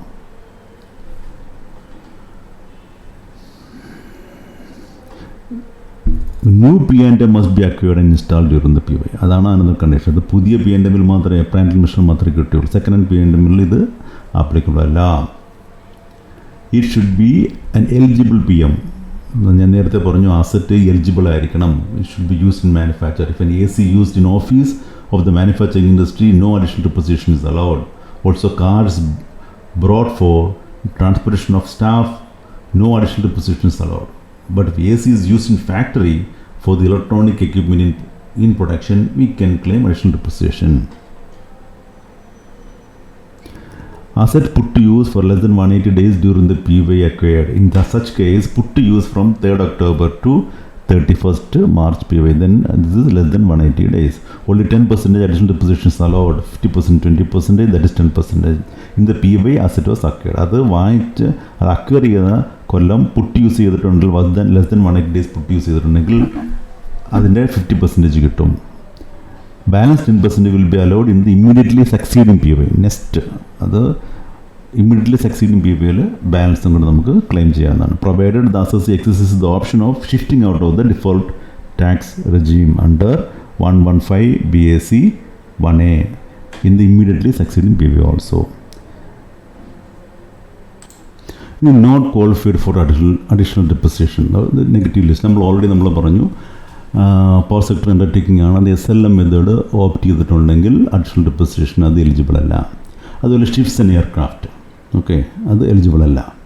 പിന്നെ any plant and machinery used either within or outside India before installation, അതായത് second hand P&M it is excluded. Second hand P&Mന് അഡീഷണൽ ഡെപ്രിസിയേഷൻ അലോവബിൾ അല്ല. ഇനി any plant and machinery installed in office premises residential accommodation or any guest house. അപ്പം നമുക്ക് ഒരു firm ഒരു company ആകുമ്പോൾ അതിന് ചിലപ്പം ഓഫീസ് പ്രമീസ് കാണാം, അതുപോലെ സ്റ്റാഫ് അക്കോമഡേഷനും കാണാം, അതുപോലെ ഗസ്റ്റ് ഹൗസുകൾ കാണാം. അപ്പോൾ അങ്ങനെയുള്ള സ്ഥലത്തൊന്നും ഈ പ്ലാന്റ് ആൻഡ് മെഷീനറി നിങ്ങൾ ഇൻസ്റ്റാൾ ചെയ്തിട്ടുണ്ടെങ്കിൽ അതിന് അഡീഷണൽ ഡെപ്രിസിയേഷൻ കിട്ടുകയില്ല. Okay. Any office appliances on road transport vehicle, ഒരു റോഡ് ട്രാൻസ്പോർട്ട് വെഹിക്കിളിനകത്തുള്ള എക്യുപ്മെൻറ്റ്സ് അപ്ലയൻസിന് അതിന് ഇത് ബാധകമല്ല. Any machine or plan, the whole of the actual cost of which is allowed as deduction 100% deduction on capital by way of depreciation or otherwise in computing income under PGBPO any one of the PP. ഇപ്പം നമുക്ക് 35D 35AD എന്നൊക്കെ പറയുന്നതിനകത്ത് 100% depreciation already availed ചെയ്തിട്ടുണ്ട് കേസിൽ. അത് നമ്മൾ പഠിക്കും എന്തൊക്കെയാണെന്നുള്ളതൊക്കെ. നമുക്ക് specified business ഉണ്ട്, അതുപോലെ റിസർച്ച് ആൻഡ് ഡെവലപ്മെൻറ്റ് വേണ്ടി യൂസ് ചെയ്യുന്ന അങ്ങനെയുള്ള കാര്യങ്ങൾക്കൊക്കെ ഉള്ള മെഷീനറിക്ക് അതിന് പ്ലാന്റ് മെഷീനറിക്ക് നമുക്ക് ഓൾറെഡി 100% ഡിഡക്ഷൻ അവൈൽഡ് ആണ്. അങ്ങനെയുള്ള കേസിൽ നമുക്ക് അഡീഷണൽ ഡെപ്രിസിയേഷൻ കിട്ടുകയില്ല. കാരണം ഓൾറെഡി ഡെപ്രിസിയേഷൻ 100% നിങ്ങൾ അത് അതിൻ്റെ ബെനിഫിറ്റ് കിട്ടിയിട്ടുണ്ട്. 100% മോൾ ഡെപ്രിസിയേഷൻ തന്നെ കൊടുക്കാൻ പറ്റില്ലല്ലോ. ഓൾറെഡി 100% കൊടുത്തു, അതിൻ്റെ കോസ്റ്റിനേക്കാൾ കൂടുതൽ ഡെപ്രിസിയേഷൻ കൊടുക്കാൻ പറ്റില്ല. അപ്പോൾ അതുകൊണ്ട് അതിന് അഡീഷണൽ ഡെപ്രിസിയേഷൻ ആപ്ലിക്കബിൾ അല്ല. അപ്പോൾ ഈ അഡീഷണൽ ഡെപ്രിസിയേഷൻ എന്ന് പറയുന്നത് പ്ലാന്റ് ആൻഡ് മെഷീനറിക്ക് മാത്രമേ ഉള്ളൂ. ഫർണിച്ചറിനോ ബിൽഡിങ്ങിനോ ഒന്നും ഇത് ആപ്ലിക്കബിൾ അല്ല. പ്ലാന്റ് ആൻഡ് മെഷീനറിക്കാണ് അഡീഷണൽ ഡെപ്രിസിയേഷൻ. അതും ഈ അഡീഷണൽ ഡെപ്രിസിയേഷൻ ഉള്ളത് അതും നമ്മൾ പറഞ്ഞു 3 കേസേ ഉള്ളൂ. 1 manufacturing industry, 2 power sector, 3 printing industry. ഈ 3 കേസിൽ മാത്രമേ നമ്മൾ കൊടുക്കുന്നുള്ളൂ. അതിൽ തന്നെ പവർ സെക്ടർ അണ്ടർടേക്കിങ്ങിൽ SLM മെത്തേഡ് ഓപ്റ്റ് ചെയ്തിട്ടുള്ള ഓർഗനൈസേഷൻസിന് ഇത് ആപ്ലിക്കബിൾ അല്ല നമ്മൾ പറയുകയും ചെയ്തു. ഓക്കെ. ഇനി ചില notified areas Telangana, Bihar, west Bengal പോലുള്ള ബാക്ക്വേർഡ് ഏരിയാസിൽ ചില നോട്ടിഫൈഡ് ഏരിയാസ് ഉണ്ട്. ആ ഏരിയയിൽ 1/4/2015 തൊട്ട് 31/3/2020 വരെ അവിടുത്തെ പ്രൊഡക്ഷൻ അല്ലെങ്കിൽ മാനുഫാക്ചറിങ് ഇൻഡസ്ട്രീസ് അവിടെ ബാക്ക്വേർഡ് ഏരിയയിൽ കൂടുതൽ വരാൻ വേണ്ടി ആ ഒരു പീരീഡിൽ 1/4/15 തൊട്ട് 31/3/20 വരെ 35% നമ്മൾ അഡീഷണൽ ഡെപ്രിസിയേഷൻ ഗവൺമെൻറ് ഡിക്ലെയർ ചെയ്തിട്ടുണ്ടായിരുന്നു. അതിപ്പോഴും ആഫ്റ്റർ 31/3/20 ശേഷം 20%, ബാക്കിയുള്ള സ്ഥലത്തുകൾ 20% ആക്കിയിട്ടുണ്ട്. ഓക്കെ. നൗ ഈ നമ്മൾ WDV കാൽക്കുലേറ്റ് ചെയ്യുമ്പം അഡീഷണൽ ഡെപ്രിസിയേഷൻ കൂടെ അതിനകത്ത് നിന്ന് കുറയ്ക്കണം. നമ്മൾ നേരത്തെ ഇത് WDV കാൽക്കുലേറ്റ് ചെയ്യുന്ന കാര്യം പറഞ്ഞപ്പോൾ അഡീഷണൽ ഡെപ്രിസിയേഷൻ നമ്മൾ കാണിച്ചിരുന്നില്ല. അതിന് കാരണം നമ്മളത് അക്കാര്യത്തിൽ മെൻഷൻ ചെയ്യാത്തതാണ് കാണിക്കാഞ്ഞത്. അപ്പോൾ അതും കൂടെ ചേർത്ത് എങ്ങനെയാണ് WDV കാൽക്കുലേറ്റ് ചെയ്തതെന്ന് ആണ് ഇവിടെ പറയുന്നത്. അപ്പോൾ നമ്മളൊരു മാനുഫാക്ചറിങ് കമ്പനി ആണെങ്കിൽ, പക്ഷേ ഈ കാര്യം ജനറൽ കമ്പനികൾക്ക് ഇത് ബാധകമല്ല. ഈ പറയുന്ന 3 ഇൻഡസ്ട്രീസ്ക്കേ ബാധകമുള്ളൂ. അപ്പം നമ്മൾ അഡീഷണൽ ഡെപ്രിസിയേഷൻ വരുന്നത് ഈ 3 ടൈപ്പ് ഓഫ് കമ്പനീസിനേ ഉള്ളൂ. മാനുഫാക്ചറിങ്, അതുപോലെ power sector opting WDV, okay, and printing printing and publishing industry. ഈ 3 മാത്രമേ ഉള്ളൂ. അപ്പോൾ ഒരു മാനുഫാക്ചറിങ് കമ്പനി എന്നിരിക്കട്ടെ, അതിൻ്റെ ബ്ലോക്ക് WDV ബ്ലോക്ക് 15% P&M ആണെങ്കിൽ open WDV for example machine 2 machine A and B machines അത് 1 ലാക്കാണ് അതിൻ്റെ കോസ്റ്റ് എന്നിട്ട് ANB മെഷീന്. അപ്പോൾ നമ്മളൊരു മെഷീനറി നമ്മൾ അഡീഷണൽ പർച്ചേസ് ചെയ്തു, 5 ലാക്സിന് പർച്ചേസ് ചെയ്തു. അത് ഈ മെഷീനറി എലിജിബിൾ ആണെന്നിരിക്കട്ടെ, എലിജിബിൾ മാനുഫാക്ചറിംഗ് ഇൻഡസ്ട്രിക്ക് വേണ്ടി യൂസ് ചെയ്യുന്ന മെഷീനറിയാണ് നമ്മൾ യൂസ് ചെയ്തു. അപ്പോൾ 5 ലാക്സായി. എന്നിട്ട് നമ്മൾ സെയില് 5.5 ലാക്സിൻ്റെ സെയിൽ ഫസ്റ്റ് ഇതിനകത്ത് ഫസ്റ്റ് ഓപ്പണിംഗ് സമയത്തുണ്ടായിരുന്ന 2 മെഷീനിൽ ഒന്നായ സെയിൽ ചെയ്ത് 5.5 ലാക്സ് നമുക്ക് കിട്ടി. അപ്പം എന്താണ് നമുക്ക് വേണ്ടത്? ഓപ്പൺ WDBയിൽ നിന്ന് പർച്ചേസ് ആഡ് ചെയ്ത് സെയിൽ മൈനസ് ചെയ്തപ്പോൾ നമുക്ക് എന്ത് കിട്ടി? WDB റിലവൻറ്റ് ഫോർ ഡിപ്രിസിയേഷന് അലോബിൾ ആയിട്ടുള്ള WDB നമുക്ക് കിട്ടി. ആ കൊല്ലത്ത് WDB കിട്ടി. ഇനി അതിൽ നിന്ന് എന്ത് വേണം? നോർമൽ ഡിപ്രിസിയേഷൻ നമുക്ക് മൈനസ് ചെയ്യണം. അപ്പോൾ നോർമൽ ഡിപ്രിസിയേഷൻ മൈനസ് ചെയ്യുന്നതിന് മെത്തേഡ് എന്താണ്? ഫസ്റ്റ് നമ്മൾ 50% ഉള്ള 50% വരെയുള്ള 180 ഡേയ്സിന് താഴെ ഉള്ളത് ഫസ്റ്റ് കാൽക്കുലേറ്റ് ചെയ്ത് അത് മൈനസ് ചെയ്ത് കഴിഞ്ഞിട്ട് മോർ ദൻ 180 ഡേയ്സ് ഉള്ളത് ആ 50%-ന് താഴെയുള്ള അസറ്റിൻ്റെ കോസ്റ്റ് WDBയിൽ നിന്ന് മൈനസ് ചെയ്ത് ബാക്കിയുള്ളതിൻ്റെ ഫുൾ ഡിപ്രിസിയേഷൻ കൊണ്ട് മൾട്ടിപ്ലൈ ചെയ്തുകൊണ്ട് എടുക്കാനായിട്ട്. ഓക്കെ, ഇവിടെ നമ്മൾ 50% താഴെയുള്ള നമ്മൾ ഡേറ്റ് പറഞ്ഞിട്ടില്ലാത്തതുകൊണ്ട് അതിവിടെ ആപ്ലിക്കബിൾ അല്ല. അതുകൊണ്ട് നമ്മൾ ഒന്ന് മാത്രമേ എടുക്കുന്നുള്ളൂ. നോർമൽ ഡിപ്രിസിയേഷൻ 50%-ൽ മോർ ദൻ 180 ഡേയ്സ് ആണ് കണക്കാക്കി അത് നമ്മൾ അതിനകത്ത് മൈനസ് ചെയ്തു. 50,000 ആയിരുന്നു. 50,000 ആയിരുന്നു WDB റിലവൻറ്റ് ഡിപ്രിസിയേഷൻ. അതിനെ നമ്മൾ 15% കൊണ്ട് മൾട്ടിപ്ലൈ ചെയ്ത് അത് കാൽക്കുലേറ്റ് ചെയ്തു. അതിൽ പിന്നെയും എന്താ വേണ്ടത്? ഇനി അഡീഷണൽ ഡിപ്രിസിയേഷൻ കണ്ടുപിടിക്കുക. അഡീഷണൽ ഡിപ്രിസിയേഷൻ എന്താണ്? എപ്പോഴും അഡീഷണൽ ഡിപ്രിസിയേഷൻ ആക്ച്വൽ കോസ്റ്റിലാണ്. അപ്പം അഡീഷണൽ ഡിപ്രിസിയേഷൻ പുതിയ എക്യുപ്മെൻറ്റ് മാത്രമേ, പുതിയ P&M മാത്രമേ ആപ്ലിക്കബിൾ ഉള്ളൂ. പുതുതായിട്ട് പർച്ചേസ് ചെയ്തത് 5 ലാക്സിൻ്റെ മെഷീനറിയാണ്. ആ 5 ലാക്സിൻ്റെ മെഷീനറിയിൽ അതിൻ്റെ 20% ഡിപ്രിസിയേഷൻ നമുക്ക് അലോബിളാണ്. ഓക്കെ, നമ്മൾ 180 ഡേയ്സിന് മുകളിലാണെന്ന് എന്ന് അസ്യൂം ചെയ്ത് കഴിഞ്ഞാൽ 20% മൾട്ടിപ്ലൈ ചെയ്താൽ 1 ലാക്ക് കിട്ടി. അപ്പം ഓൾറെഡി നമുക്ക് എന്താണ് 50,000 ഉള്ളൂ WDB. അപ്പം ഡിപ്രിസിയേഷൻ 1,07,500 കിട്ടി. അപ്പം ഇത് കൂടുതലാണ് എന്ന് പറഞ്ഞാൽ ഡിപ്രിസിയേഷൻ WDB ഒക്കെ കൂടുതൽ വന്ന case. Okay, WDB is less than the deduction. അതുകൊണ്ട് ഓപ്പൺ WDB നെക്സ്റ്റ് ഇയറിൽ നില്ലാണ്. കാര്യം എന്ന് പറഞ്ഞാൽ അതിൻ്റെ കോസ്റ്റിനൊക്കെ കൂടുതൽ ഡിപ്രിസിയേഷൻ കിട്ടി.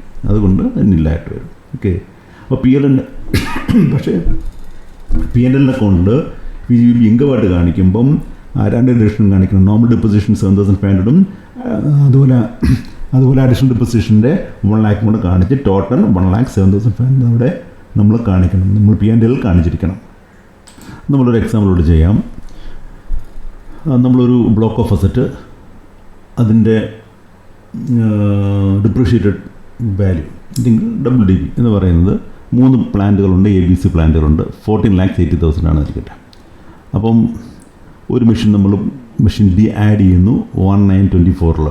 ഓക്കെ, പക്ഷേ പുട്ട് യൂസ് ഓൺ 8/9/24. എന്നാൽ തന്നെയും അത് 3rd ഒക്ടോബറിന് മുമ്പായതുകൊണ്ട് ഫുൾ 20% അതിനകത്ത് അഡീഷണൽ ഡിപ്രിസിയേഷൻ കിട്ടും നമുക്ക് അതിനകത്ത്. അല്ലെങ്കിൽ അത് മോർ ദൻ 180 ഡേയ്സ് ആണ് യൂസ് ചെയ്യുന്നത്. അപ്പോൾ 1.6 ലാക്സിന് നമ്മളത് പർച്ചേസ് ചെയ്തു. വേറൊരു പ്ലാന്റ് 24/12, അതായത് 3rd ഒക്ടോബറിന് ശേഷം ഓക്കെ നമ്മൾ പർച്ചേസ് ചെയ്തു. അത് ലെസ് ദൻ 180 ഡേയ്സ് ആണ്. അത് 3,10,000 പർച്ചേസ് ചെയ്തു. പ്ലാന്റ് A ഇതിന് സെയിൽ ചെയ്തു, സോൾഡ് ചെയ്ത് 3/3/24 അല്ലേ, അതായത് ലാസ്റ്റ് മന്തിൽ നമ്മളത് സെയിൽ ചെയ്തപ്പം നമുക്ക് കിട്ടിയത് 16,30,000 ആണ്. അത് എന്ന് പർച്ചേസ് ചെയ്യുന്നുള്ള ഇമ്മീഡിയറ്റിലാണ്. ഓക്കെ, കിട്ടിയത് നമുക്ക് 16,30,000 ആണ്. Assuming that the assessee is an industrial undertaking and rate of depreciation is 15%, find out the admissible industrial undertaking എന്ന് പറഞ്ഞാൽ പ്രൊഡക്ഷനിലാണ് ഉദ്ദേശിക്കുന്നത്. Find out the admissible depreciation and income under the head capital gains for the assessment year 25-26. Now WDB നമ്മൾ പറഞ്ഞിട്ടുണ്ട്. ഇവിടെ already നമ്മൾ പറഞ്ഞു 14,80,000 ആണെന്ന് പറഞ്ഞു. ഇനി പുതിയ മെഷീൻസ് ആഡ് ചെയ്തത് plant D more than 180 days. Plant D എന്ന് പറയുന്നത് more than 180 days 8/9/24 put use ചെയ്തുകൊണ്ട് 1.6 ലാക്സിൻ്റെ മോർ ദൻ 180 ഡേയ്സും. പ്ലാൻ D ഡിസംബറിൽ 24/12 പുട്ട് യൂസ് അത് പർച്ചേസ് ചെയ്ത് പുട്ട് യൂസ് പറഞ്ഞിട്ടില്ല. അപ്പോൾ പുട്ട് യൂസും കൂടെ ചെയ്തു എന്ന് നമ്മൾ കണക്കാക്കി കഴിഞ്ഞാൽ അന്ന് തന്നെ ലെസ് ദൻ 180 ഡേയ്സ് 3,01,000. അപ്പോൾ നമ്മൾ ടോട്ടൽ 4,70,000 പർച്ചേസും നമ്മൾ ചെയ്തു. അത് നമ്മൾ ആഡ് ചെയ്തപ്പം 19,50,000 കിട്ടി. അതിൽ നിന്ന് സെയിൽ മൈനസ് ചെയ്തു.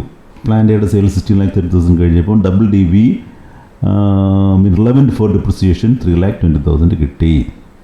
ഓക്കെ, ഇനി നോർമൽ ഡിപ്രിസിയേഷൻ ഇതിനകത്ത് നമുക്ക് കാൽക്കുലേറ്റ് ചെയ്ത് കഴിഞ്ഞാൽ ഫസ്റ്റ് നമ്മൾ ചെയ്യേണ്ടത് less than 180 days. Less than 180 ഡേയ്സിൻ്റെ നമുക്ക് 3.1 lakhs ആയിരുന്നു ലെസ് ദൻ 180 യൂസ് ചെയ്തത്. 3.1 lakhs ആണ് ലെസ് ദൻ 180 ഡേയ്സ്. ആ 3.1 lakhsൻ്റെ 15% ഡിപ്രിഷൻ റേറ്റിൻ്റെ 50%, അതിൻ്റെ 50% നമ്മൾ കാൽക്കുലേറ്റ് ചെയ്തപ്പോൾ നമുക്ക് കിട്ടി. ഇതിന് മൾട്ടിപ്ലൈ ചെയ്തപ്പോൾ നമുക്ക് കിട്ടി 23,250 കിട്ടി. ഓക്കെ, പ്ലാൻ ഡി എന്ന് പറയുന്നത് മോർ ദൻ 180 ഡേയ്സ് യൂസ് ചെയ്തു. അപ്പം അത് നമുക്ക് 3,20,000. അപ്പോൾ അതെന്താ ചെയ്യേണ്ടത്? നമ്മുടെ റിലവൻറ്റ് ഡിപ്രിസിയേഷൻ WDV നിന്നും ഈ ലെസ് ദൻ 180 ഡേയ്സ് യൂസ് ചെയ്ത ആ പുതിയ പ്ലാന്റിൻ്റെ കോസ്റ്റ് മൈനസ് ചെയ്യണം. 3.1 lakhs മൈനസ് ചെയ്ത് ബാക്കി കിട്ടിയ എമൗണ്ടിൻ്റെ അതിന് ഫുൾ ഡിപ്രിസിയേഷൻ കൊണ്ട് മൾട്ടിപ്ലൈ ചെയ്യാം. അപ്പോൾ അത് 10,000 മൾട്ടിപ്ലൈ ചെയ്യുമ്പോൾ 15% മൾട്ടിപ്ലൈ ചെയ്യുമ്പോൾ 1,500 കിട്ടി. ടോട്ടൽ 24,750 ആണ് നമുക്ക് കിട്ടിയത്. ഇനി അഡീഷണൽ ഡിപ്രിസിയേഷൻ കാൽക്കുലേറ്റ് ചെയ്യണം. അപ്പോൾ അഡീഷണൽ ഡിപ്രിസിയേഷൻ കാൽക്കുലേറ്റ് ചെയ്യുന്നത് എങ്ങനെയാണ്? Plan D. ഓക്കെ, അപ്പോൾ ലെസ് ദൻ 180 ഡേയ്സും മോർ ദൻ 180 ഡേയ്സും ഉണ്ട്. രണ്ടും നമുക്ക് കാൽക്കുലേറ്റ് ചെയ്യാം. 1.6 lakhs 20%, ലെസ് ദൻ 180 ഡേയ്സ് കൊണ്ട് 10% അത് കാൽക്കുലേറ്റ് ചെയ്യാൻ പറ്റൂ. മോർ ദൻ 180 ഡേയ്സ് 20% കാൽക്കുലേറ്റ് ചെയ്യാം. ഓൺ ദ കോസ്റ്റ് കാൽക്കുലേറ്റ് ചെയ്യുമ്പോൾ ഇത് 32,000ഉം 31,000, ടോട്ടൽ 63,000 കിട്ടി. അപ്പം ടോട്ടൽ ഇത് രണ്ടും 3.2 lakhs നിന്ന് നമ്മൾ മൈനസ് ചെയ്യുമ്പോൾ WDV ആസ് ഓൺ 1/4/25 എന്ന് പറയുന്നത് 2,32,250. അപ്പം നമ്മൾ നോർമൽ ഡിപ്രിസിയേഷനും അഡീഷണൽ ഡിപ്രിസിയേഷനും അതിനകത്ത് ഡിഡക്റ്റ് ചെയ്യണം. അത് കഴിഞ്ഞ് കിട്ടുന്നതാണ് WDV. ശരിക്കും WDV ഇവിടെ ക്യാപിറ്റൽ ഗെയിൻ എന്ന് പറയുന്നത് കേസ് ആപ്ലിക്കബിൾ എന്തെന്ന് വെച്ചാൽ സെയിൽ വാല്യൂ എന്ന് പറയുന്നത് ആ WDV എന്ന് പറയുന്നത് 90 lakhs. WDV എന്ന് പറഞ്ഞാൽ എന്താണ്? ഓപ്പണിംഗ് WDVയുടെ കൂടെ നമ്മൾ പർച്ചേസ് ആഡ് ചെയ്യുമ്പോൾ കിട്ടിയ ആ ഒരു കോസ്റ്റ് എന്ന് പറയുന്നത് സെയിൽ വാല്യൂ അതിനൊക്കെ ചെറുതാണ്. അപ്പോൾ സെയിൽ വാല്യൂ നമ്മുടെ WDV ഒക്കെ കൂടുതൽ കോസ്റ്റിനൊക്കെ കൂടുതലാണെങ്കിൽ മാത്രമേ കോസ്റ്റിനൊക്കെ WDV കൂടുതലായിരിക്കണം. സെയിൽ വാല്യൂ കൂടുതലായിരിക്കണം എങ്കിൽ മാത്രമേ നമുക്ക് ക്യാപിറ്റൽ ഗെയിൻ്റെ കേസ് വരികയുള്ളൂ. അപ്പോൾ ഈ ബ്ലോക്കിൻ്റെ കേസിൽ ബ്ലോക്കിൻ്റെ കോസ്റ്റ് വേണം കാൽക്കുലേറ്റ് ചെയ്യാനായിട്ട്. The capital gain on sale of plan day because the sale proceeds are less than the WDV or the value of the block of assets. അതുകൊണ്ട് ക്യാപിറ്റൽ ഗെയിൻ ഇവിടെ applicable അല്ല. Okay, ഒരു example നമുക്ക് നോക്കാം. Vishal limited is engage in the business of manufacture of computer hardware since 1996. During the previous year നമുക്ക് 3 block. അപ്പം ആ previous ഇയറിൽ നമുക്ക് ഈ തന്നിരിക്കുന്ന ഡാറ്റ നമുക്ക് നോക്കാം. അപ്പോൾ 3 ബ്ലോക്ക് പറഞ്ഞിട്ടുണ്ട്. Block 1, block 2, block 3. ബ്ലോക്ക് 1 15%, 2 30%, 3 60%. അപ്പോൾ ഫസ്റ്റ് ബ്ലോക്കിൽ 11 അസറ്റ്സും സെക്കൻഡ് ബ്ലോക്കിൽ 12 അസറ്റ്സ്, തേർഡ് ബ്ലോക്കിൽ 17 അസറ്റ്സ് ഉണ്ട്. ഓക്കെ, അപ്പം ഇൻ തൗസൻഡ്സ് ആണ് പറഞ്ഞിരിക്കുന്നത്. അപ്പം depreciated value of the block, അപ്പോൾ അതിൻ്റെ WDV ഫസ്റ്റ് April 24. ഓക്കെ, 24-25 ബിഗിനിങ്ങിൽ ഉള്ള WDV ആണ് പറഞ്ഞിരിക്കുന്നത്. 24-25 ബിഗിനിങ്ങിൽ ബ്ലോക്ക് 1ൻ്റെ WDV 18 lakhsഉം ബ്ലോക്ക് 2ൻ്റെത് 25 lakhs, ബ്ലോക്ക് 3യുടെ 5 lakhs ആണ്. അപ്പം അതിൽ അഡീഷൻസ് വന്നിട്ടുണ്ട്. 24-25 തന്നെ പുതിയ പ്ലാന്റ് വാങ്ങിച്ചിട്ടുണ്ട്. ബ്ലോക്ക് 1ൽ പ്ലാന്റ് എയും ബ്ലോക്ക് 2ൽ പ്ലാന്റ് ബിയും ബ്ലോക്ക് 3ൽ പ്ലാന്റ് സിയും പർച്ചേസ് ചെയ്തു. ഒരു 57 lakhs ആണ് പ്ലാന്റ് എയുടെ. പ്ലാൻ ബിക്ക് 4 lakhs, പ്ലാൻ സിക്ക് 17 lakhs ആണ്. അപ്പം അതിൽ സെയിൽ ചെയ്തിട്ടുള്ളത് ഓരോ ബ്ലോക്കിൽ നിന്നും ഓരോ അസറ്റ് വീതം സെയിൽ ചെയ്തിട്ടുണ്ട്. അപ്പം ബ്ലോക്ക് 1ൽ നിന്ന് 8 lakhsഉം ബ്ലോക്ക് 2ൽ 28.7 lakhsഉം ബ്ലോക്ക് 3ൽ 42 lakhsൻ്റെ സെയിൽ നടത്തിയിട്ടുണ്ട്. ഓക്കെ, അപ്പോൾ plant ABC are acquired during May 24. ഇത് ആ ഒരു പ്രീവിയസ് 24-25 എന്നുള്ള പ്രീവിയസ് ഇയറിലാണ് ഇത് ABC അക്വയർ ചെയ്തിട്ടുള്ളത്. പക്ഷേ ANCR put use during September. അതേ കൊല്ലം തന്നെ സെപ്റ്റംബറിൽ, അതായത് മോർ ദൻ 180 days ഇത് യൂസ് ചെയ്തു, പുട്ട് യൂസ് ചെയ്തു. Our plant B is put use last week of March, അതായത് ലാസ്റ്റ് വീക്ക് ഓഫ് മാർച്ച് എന്ന് പറഞ്ഞാൽ ലെസ് ദെൻ 180 days ആണ്. അതായത് ആഫ്റ്റർ 3rd October ആണ് ഇത് യൂസ് ചെയ്തിരിക്കുന്നത്. അപ്പോൾ അതുകൊണ്ട് പ്ലാൻ ബിക്ക് ലെസ് ദെൻ 180 days കിട്ടുകയുള്ളൂ. Find out the amount of depreciation, additional depreciation and capital gains. Okay, ഇത് മാനുഫാക്ചറിങ് ബിസിനസ്സാണ്, മാനുഫാക്ചറിങ് കമ്പ്യൂട്ടറാണ്, അതുകൊണ്ട് അഡീഷണൽ ഡിപ്രിസിയേഷൻ ഇവിടെ ആപ്ലിക്കബിൾ ആണ്. അപ്പോൾ നമ്മൾ കമ്പ്യൂട്ട് ചെയ്യുന്നു കഴിഞ്ഞാൽ കമ്പ്യൂട്ടേഷൻ ഫസ്റ്റ് നമ്മൾ അഡീഷണൽ ഡിപ്രിസിയേഷൻ കാൽക്കുലേറ്റ് ചെയ്ത് നോക്കാം. അഡീഷണൽ ഡിപ്രിസിയേഷൻ കാൽക്കുലേറ്റ് ചെയ്യുന്നത് ആക്ച്വൽ കോസ്റ്റിന് മുകളിലാണ്. അപ്പോൾ പ്ലാൻ എ ബി സി മൂന്നുമുണ്ട്. ഓക്കെ, പ്ലാൻ എ ബി സിയിൽ അഡീഷണൽ ഡിപ്രിസിയേഷൻ അത് ആപ്ലിക്കബിൾ ആണോ ഇല്ലയോ എന്നുള്ളതാണ് കാര്യം. അത് ഈ പുതിയ വാങ്ങിക്കുന്ന എക്യുപ്മെൻറ്റ് മാനുഫാക്ചറിങ് യൂസ് ചെയ്താൽ മാത്രമേ അഡീഷണൽ ഡിപ്രിസിയേഷൻ ആപ്ലിക്കബിൾ ഉള്ളൂ, ഇല്ലെങ്കിൽ അത് ആപ്ലിക്കബിൾ അല്ല. അതുകൊണ്ടാണ് അങ്ങനെ പറഞ്ഞിരിക്കുന്നത്. അത് ഇപ്പോൾ എലിജിബിൾ അസറ്റ് ആയിരിക്കണം. അപ്പം whether additional depreciation available, yes. Rate of depreciation of first എയുടെയും സിയുടെയും കേസിൽ അത് സെപ്റ്റംബർ മാസത്തിൽ അത് പുട്ട് യൂസ് ചെയ്തതുകൊണ്ട് 20% കിട്ടുകയും പ്ലാന്റ് ബി എന്ന് പറയുന്നത് end of last week of March use ചെയ്തുകൊണ്ട് അത് ലെസ് ദെൻ 180 days യൂസ് ചെയ്യപ്പെടുകയും അതുകൊണ്ട് 10% മാത്രമേ അഡീഷണൽ ഡിപ്രിസിയേഷൻ അതിന് എലിജിബിലിറ്റി ഉള്ളൂ. നെക്സ്റ്റ് ഇയറിൽ 10% കിട്ടും. ഓക്കെ, ആ ഫസ്റ്റ് ഇയറിൽ അത് മാത്രമേ കിട്ടുകയുള്ളൂ. ആക്ച്വൽ കോസ്റ്റ് തന്നിട്ടുണ്ട്. പ്ലാൻ എയിൽ ആക്ച്വൽ കോസ്റ്റ് പറഞ്ഞിട്ടുണ്ട് 57 lakhs, 4 lakhs, 7 lakhs പറഞ്ഞിട്ടുണ്ട് എ ബി സി. അതിന് ഇവിടെ എടുത്ത് 57, 4, 17 lakhs പറഞ്ഞിട്ടുണ്ട്. അപ്പോൾ അഡീഷണൽ ഡിപ്രിസിയേഷൻ എന്ന് പറയുന്നത് എന്താണ്? 20%. 57-ൻ്റെ 20%, 400 10%, 17 lakhs-ൻ്റെ 20%. അപ്പോൾ ടോട്ടൽ 15 lakhs 20,000 ആണ് അഡീഷണൽ ഡിപ്രിസിയേഷൻ. ഓക്കെ, ഇനി normal depreciation block 1, block 2, block 3.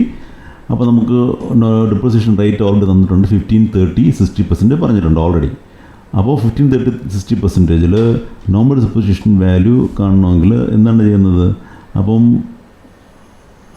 ആദ്യം 1424-ലെ ഡിപ്രിസിയേറ്റ് വാല്യൂ 1825 5 lakhs ആണ് ഓൾറെഡി തന്നിട്ടുണ്ട്. നമുക്ക് ബിഗിനിങ് തന്നെ 1825 5 lakhs ആണ്. ഓക്കെ, ഡിപ്രിസിയേറ്റ് വാല്യൂ, അത് WDV എന്ന് പറയുന്നത്. ഇനി ഇതിൽ അതിൻ്റെ കൂടെ പ്ലാനിൻ്റെ കോസ്റ്റ് ആഡ് ചെയ്തു. പ്ലാനിൻ്റെ കോസ്റ്റ് നമ്മൾ 57,4 ആഡ് ചെയ്ത്, ഓക്കെ, അത് കഴിഞ്ഞ് കിട്ടിയ വാല്യൂവിൽ നിന്നും സെയിൽ നമുക്ക് മൈനസ് ചെയ്യണം. സെയിൽ മൈനസ് ചെയ്യുമ്പോൾ എന്താണ്? സെയിൽ മൈനസ് ചെയ്യുമ്പോൾ 8, 27.7, 42 lakhs. അതാണ് സെയിൽ എന്ന് പറയുന്നത്. ഓൾറെഡി സെയിൽ പറഞ്ഞിട്ടുണ്ട്. ഇതാണ് സെയിൽ, എയും ബിയും സിയും സെയിൽ. സെയിൽ ആഡ് ചെയ്യുമ്പം ഓരോ ബ്ലോക്കിലുള്ള WD നമുക്ക് കിട്ടിക്കഴിഞ്ഞു. ഓക്കെ, സെയിൽ ആഡ് ചെയ്തു. ഇതാണ് നമുക്ക് കിട്ടിയ ഇത് 8 സെയിൽ മൈനസ് ചെയ്യണം. കിട്ടിയ അതിൻ്റെ കൂടെ ആക്ച്വൽ കോസ്റ്റ് ആഡ് ചെയ്തിട്ട് അതിൻ്റെ പർച്ചേസ് കോസ്റ്റ് ആഡ് ചെയ്തിട്ട് അതിൽ നിന്ന് സെയിൽ മൈനസ് ചെയ്യണം. സെയിൽ മൈനസ് ചെയ്യുമ്പം ഉള്ള ഇഷ്യൂ എന്ന് പറയുമ്പം നമ്മുടെ എലിജിബിൾ WDV ഫസ്റ്റ് ബ്ലോക്കിൽ ഇവിടെ നമ്മുടെ റിലവൻ്റ് ആയിട്ടുള്ള WDV 75 lakhs ആണ്. സെയിൽ വാല്യൂ കുറവാണ്. അപ്പോൾ 75 - 8 സെയിൽ ചെയ്ത് കഴിയുമ്പം WDV ബ്ലോക്കിൽ 74.92 വന്നു കഴിഞ്ഞു. സെക്കൻഡ് കേസിൽ 30,000 ആണ് നമുക്ക് WDV. തേർഡ് കേസിൽ എന്താണ്? സെയിൽ വാല്യൂ ഈ WDV കൂടുതലാണ്. അപ്പോൾ അവിടെ നമുക്ക് WDV ഇല്ല. കാര്യം സെയിൽ വാല്യൂ കൂടുതലായപ്പോൾ WDV കിട്ടുന്നില്ല. ഓക്കെ, അവിടെ ഷോർട്ട് ടൈം ക്യാപിറ്റൽ ഗെയിൻ ആയിട്ട് പോകും. അതുകൂടെ അത് വരട്ടെ, നമുക്ക് WDV കൂടുതൽ വരുന്നില്ല. അപ്പോൾ അത് നില്ലാണ്. അപ്പോൾ അതുകൊണ്ട് നോർമൽ ഡിപ്രിസിയേഷൻ അവിടെ കിട്ടിയില്ല തേർഡ് കേസിൽ. മറ്റ് കേസിൽ ഓക്കെ, സെക്കൻഡ് കേസിൽ നമുക്ക് ഇത്രയും ഉണ്ട്. അപ്പം നോർമൽ ഡിപ്രിസിയേഷൻ ഈ കേസിൽ എന്താണ്?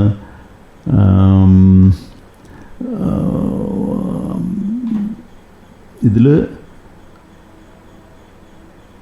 ഈ 74.92 lakhs-ൻ്റെ 15% ആണ് നമ്മൾ നോർമൽ ഡിപ്രിസിയേഷൻ വരേണ്ടത്.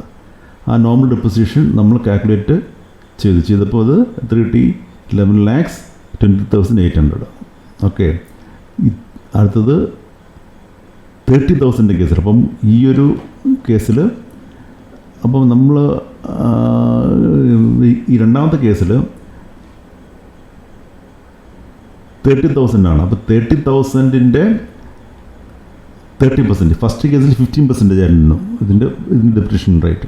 രണ്ടാമത്തെ കേസിൽ 30% ആണ്.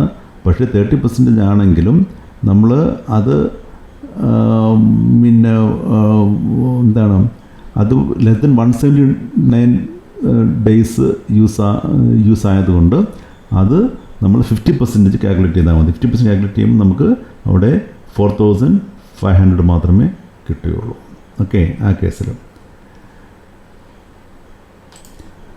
ഈ ഫസ്റ്റ് കേസിലും തേർഡ് കേസിലും ഓക്കെ നമുക്ക് മോർ ദൻ അത് സെപ്റ്റംബറിൽ അത് യൂസ് ചെയ്തു, അതുകൊണ്ട് മോർ ദൻ 180 ഡേയ്സ് ആണ്. അതുകൊണ്ടാണ് ഇവിടെ നമ്മൾ 15% ഫുൾ എടുത്ത് മൾട്ടിപ്ലൈ ചെയ്ത്. ഇവിടെ ലെസ് ദൻ 180 ഡേയ്സ് എന്നുള്ള കേസില്ല, ഈ രണ്ട് കേസിലും ഇല്ല. എയിലും സിയിലും ഇല്ല, ബിയിൽ മാത്രമേ അത് വരുന്നുള്ളൂ. ഓക്കെ, ഈ രണ്ട് പ്ലാൻ ബിക്കും എയ്ക്കും സിക്കും ആപ്ലിക്കബിൾ അല്ല. പ്ലാൻ ബിയുടെ കേസിൽ ലാസ്റ്റ് വീക്ക് ഓഫ് മാർച്ചാണ് യൂസ് ചെയ്തത്. അതുകൊണ്ട് നമ്മൾ ചെയ്യുന്നത് ആദ്യം 50% കണക്കാക്കിയിട്ട് പിന്നെ മാത്രമേ നമ്മൾ ഫുൾ അല്ലേ കണക്കാക്കും. പക്ഷേ ഒറ്റ അസറ്റേ വാങ്ങിച്ചിട്ടുള്ളൂ, അത് 50% യൂസ് വരുന്ന മാത്രമാണ്. 170 ഡേയ്സ് 180 ഡേയ്സിന് താഴെയാണ്. അതുകൊണ്ട് 30% ഡിപ്രിസിയേഷൻ കണക്കാക്കി അതിൻ്റെ 50% നമ്മൾ എടുക്കണം. എടുത്തു കഴിയുമ്പോൾ നമുക്ക് 4500 മാത്രമേ വരുന്നുള്ളൂ. ഓക്കെ, അഡീഷണൽ ഡിപ്രിസിയേഷൻ ഓൾറെഡി നമ്മൾ നേരത്തെ കാൽക്കുലേറ്റ് വെച്ചിട്ട് തുടക്കത്തിൽ കാൽക്കുലേറ്റ് വെച്ചിരിക്കുകയാണ്. അതിവിടെ എടുക്കുക. അഡീഷണൽ ഡിപ്രിസിയേഷൻ തുടക്കത്തിൽ തന്നെ കാൽക്കുലേറ്റ് ചെയ്തിട്ടുണ്ട്. ആ കൊടുത്തിരിക്കുന്ന വാല്യൂ നമ്മൾ ഇവിടെ അഡീഷണൽ ഡിപ്രിസിയേഷൻ 3 കേസിലും 11,40,000, 40,000, 3.4 lakhs എന്നിവയാണ്. അപ്പോൾ ഇതിൽ നമുക്ക് എന്താണ് ഇവിടെ 1 lakh അപ്പോൾ ഇത് നമ്മൾ തമ്മിൽ ആഡ് ചെയ്യുമ്പം ഈ 74 lakhsൽ നിന്നും ഇത് രണ്ടും മൈനസ് ചെയ്യണം. അപ്പോൾ നമ്മൾ നോർമൽ ഡിപ്രിസിയേഷൻ്റെ വാല്യൂ മൈനസ് ചെയ്യുക 74.92 നിന്നും.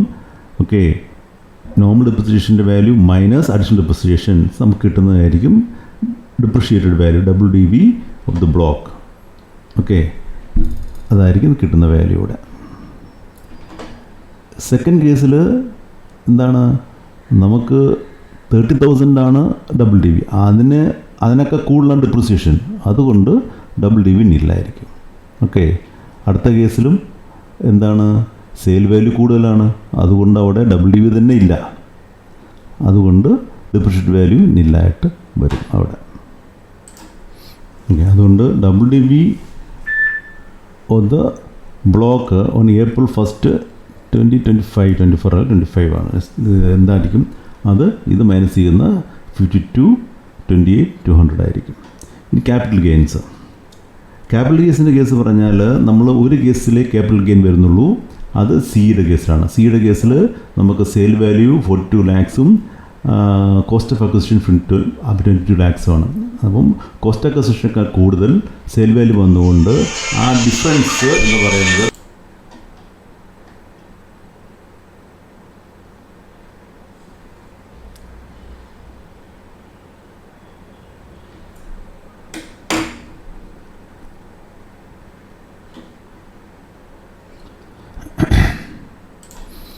കാൽക്കുലേഷൻ നമ്മൾ റെസിഡൻഷ്യൽ ക്വാർട്ടേഴ്സിൻ്റെ ഡിപ്പോസിഷൻ കാൽക്കുലേറ്റ് ചെയ്യുന്നത്. അപ്പോൾ അതിൽ റെസിഡൻഷ്യൽ ക്വാർട്ടേഴ്സ് ഇപ്പം നമ്മുടെ സ്റ്റാഫിന് വേണ്ടി റെസിഡൻഷ്യൽ ക്വാർട്ടേഴ്സ് യൂസ് ചെയ്യുന്നുണ്ടെങ്കിൽ അതിന് ഡിപ്പോസിഷൻ അലോവബിളാണ്. അപ്പം നിങ്ങൾക്കത് റെസിഡൻഷ്യൽ ക്വാർട്ടേഴ്സ് എന്ന് പറയുമ്പം ബിസിനസ് പർപ്പസാണ് അത്. അപ്പോൾ അതിനുണ്ടെങ്കിൽ അതിൻ്റെ ബിൽഡിങ്ങിനും അതുപോലെ തന്നെ അതിൽ യൂസ് ചെയ്തിരിക്കുന്ന എക്യുപ്മെൻറ്റ്സിന് എന്തെങ്കിലും എക്യുപ്മെൻറ്റോ ഫർണിച്ചറോ ഉണ്ടെങ്കിൽ അതിനൊക്കെ നമുക്ക് ഡിപ്രിസിയേഷൻ ക്ലെയിം ചെയ്യാൻ പറ്റുന്നതാണ്. ഓക്കെ, അപ്പം ഈ additional depreciation is not available in the new plant machinery sold in the year of acquisition. അത് വാങ്ങിക്കുന്ന ഈ വർഷം തന്നെ ആ പ്ലാന്റ് ആൻഡ് മെഷീനറി, പുതിയ പ്ലാന്റ് ആൻഡ് മെഷീനറി സെയിൽ ചെയ്യുകയാണെങ്കിൽ അതിന് അഡീഷണൽ ഡിപ്രിസിയേഷൻ അവൈലബിൾ അല്ല. അപ്പോൾ നമ്മൾ ഓൾറെഡി പറഞ്ഞു പവർ സെക്ടർ അണ്ടർടേക്കിങ്ങിൻ്റെ കാര്യത്തിൽ additional depreciation SLM method of depreciation opt ചെയ്തിട്ടുള്ള സ്ഥാപനങ്ങൾക്ക് അത് കിട്ടുകയില്ല എന്ന് പറഞ്ഞു. പുതിയ പ്ലാന്റ് മെഷീൻ്റെ ആണെങ്കിൽ മാത്രമേ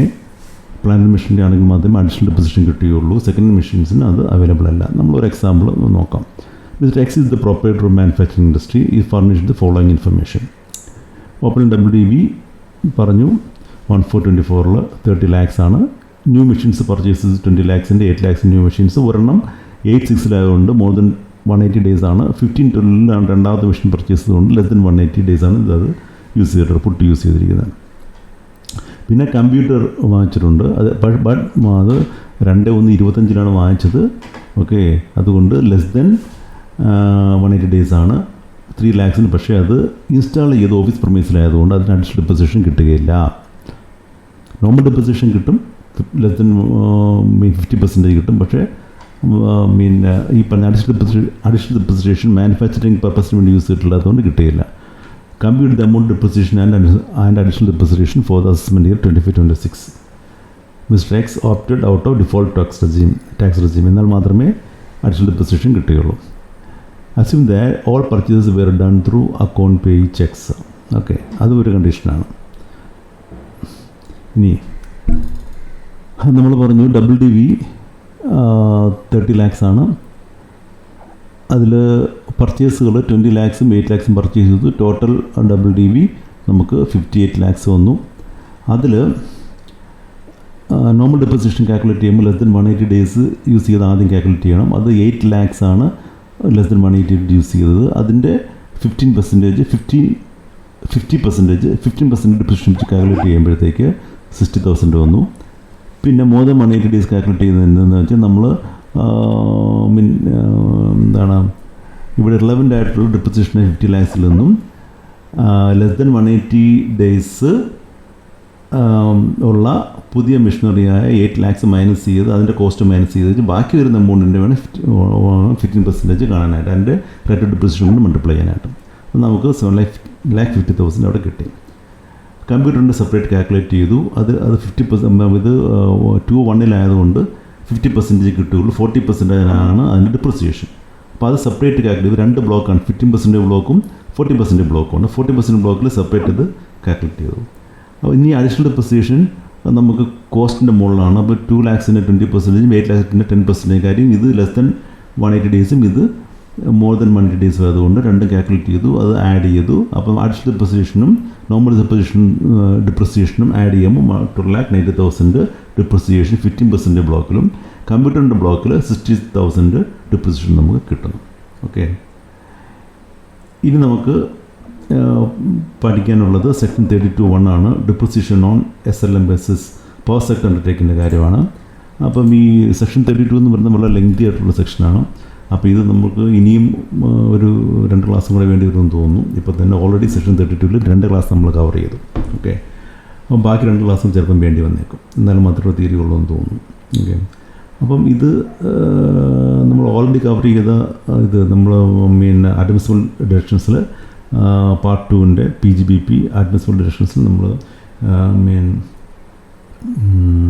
29, 30, 31, 32 2 ക്ലാസ് ഓൾറെഡി ചെയ്തു. ഇനി 3ാമത്തെ ക്ലാസ്സാണ് അടുത്ത് വരുന്നത് 32-ൻ്റെ. അപ്പോൾ ഇനി 1-2 ക്ലാസ്സും കൂടെ വേണ്ടി വന്നേക്കും, എന്നാൽ മാത്രമേ തീരുകയുള്ളൂ 32. അത് കഴിഞ്ഞ് നമുക്ക് അടുത്ത സെക്ഷനിലേക്ക് പോകാം. ഓക്കെ, ഇത് നമുക്ക് ഇനി അടുത്ത സെക്ഷൻസ് നമുക്ക് ഇമ്പോർട്ടൻ്റ് ആയിട്ടുള്ളത് 35 മറ്റുള്ള സെക്ഷൻസൊക്കെ ഉണ്ട്. അത് വളരെ ഇമ്പോർട്ടൻ്റ് ആയിട്ട് സെക്ഷൻസാണ്. അതിൽ നിന്നൊക്കെ സാധാരണ ക്വസ്റ്റ്യൻസ് ചോദിച്ചുകൊണ്ട് ഇരിക്കുന്നതാണ്. ഓക്കെ, ഇവിടെ ഈ ഒരു ക്ലാസ്സിൽ ഞാൻ മെയിനായിട്ട് സ്ട്രെസ് ചെയ്യുന്നത് നിങ്ങളുടെ കോൺസെപ്റ്റ് ക്ലിയർ ആക്കാൻ വേണ്ടിയാണ്. കോൺസെപ്റ്റ് ക്ലിയർ ആയി കഴിഞ്ഞാൽ ഏത് തരത്തിലുള്ള ക്വസ്റ്റ്യൻ വന്നാലും നിങ്ങൾക്ക് ക്വസ്റ്റ്യനിൽ ആൻസർ ചെയ്യാൻ പറ്റും. അതുകൊണ്ട് നെക്സ്റ്റ് വീഡിയോ മറക്കാതെ കാണുക. Thank you.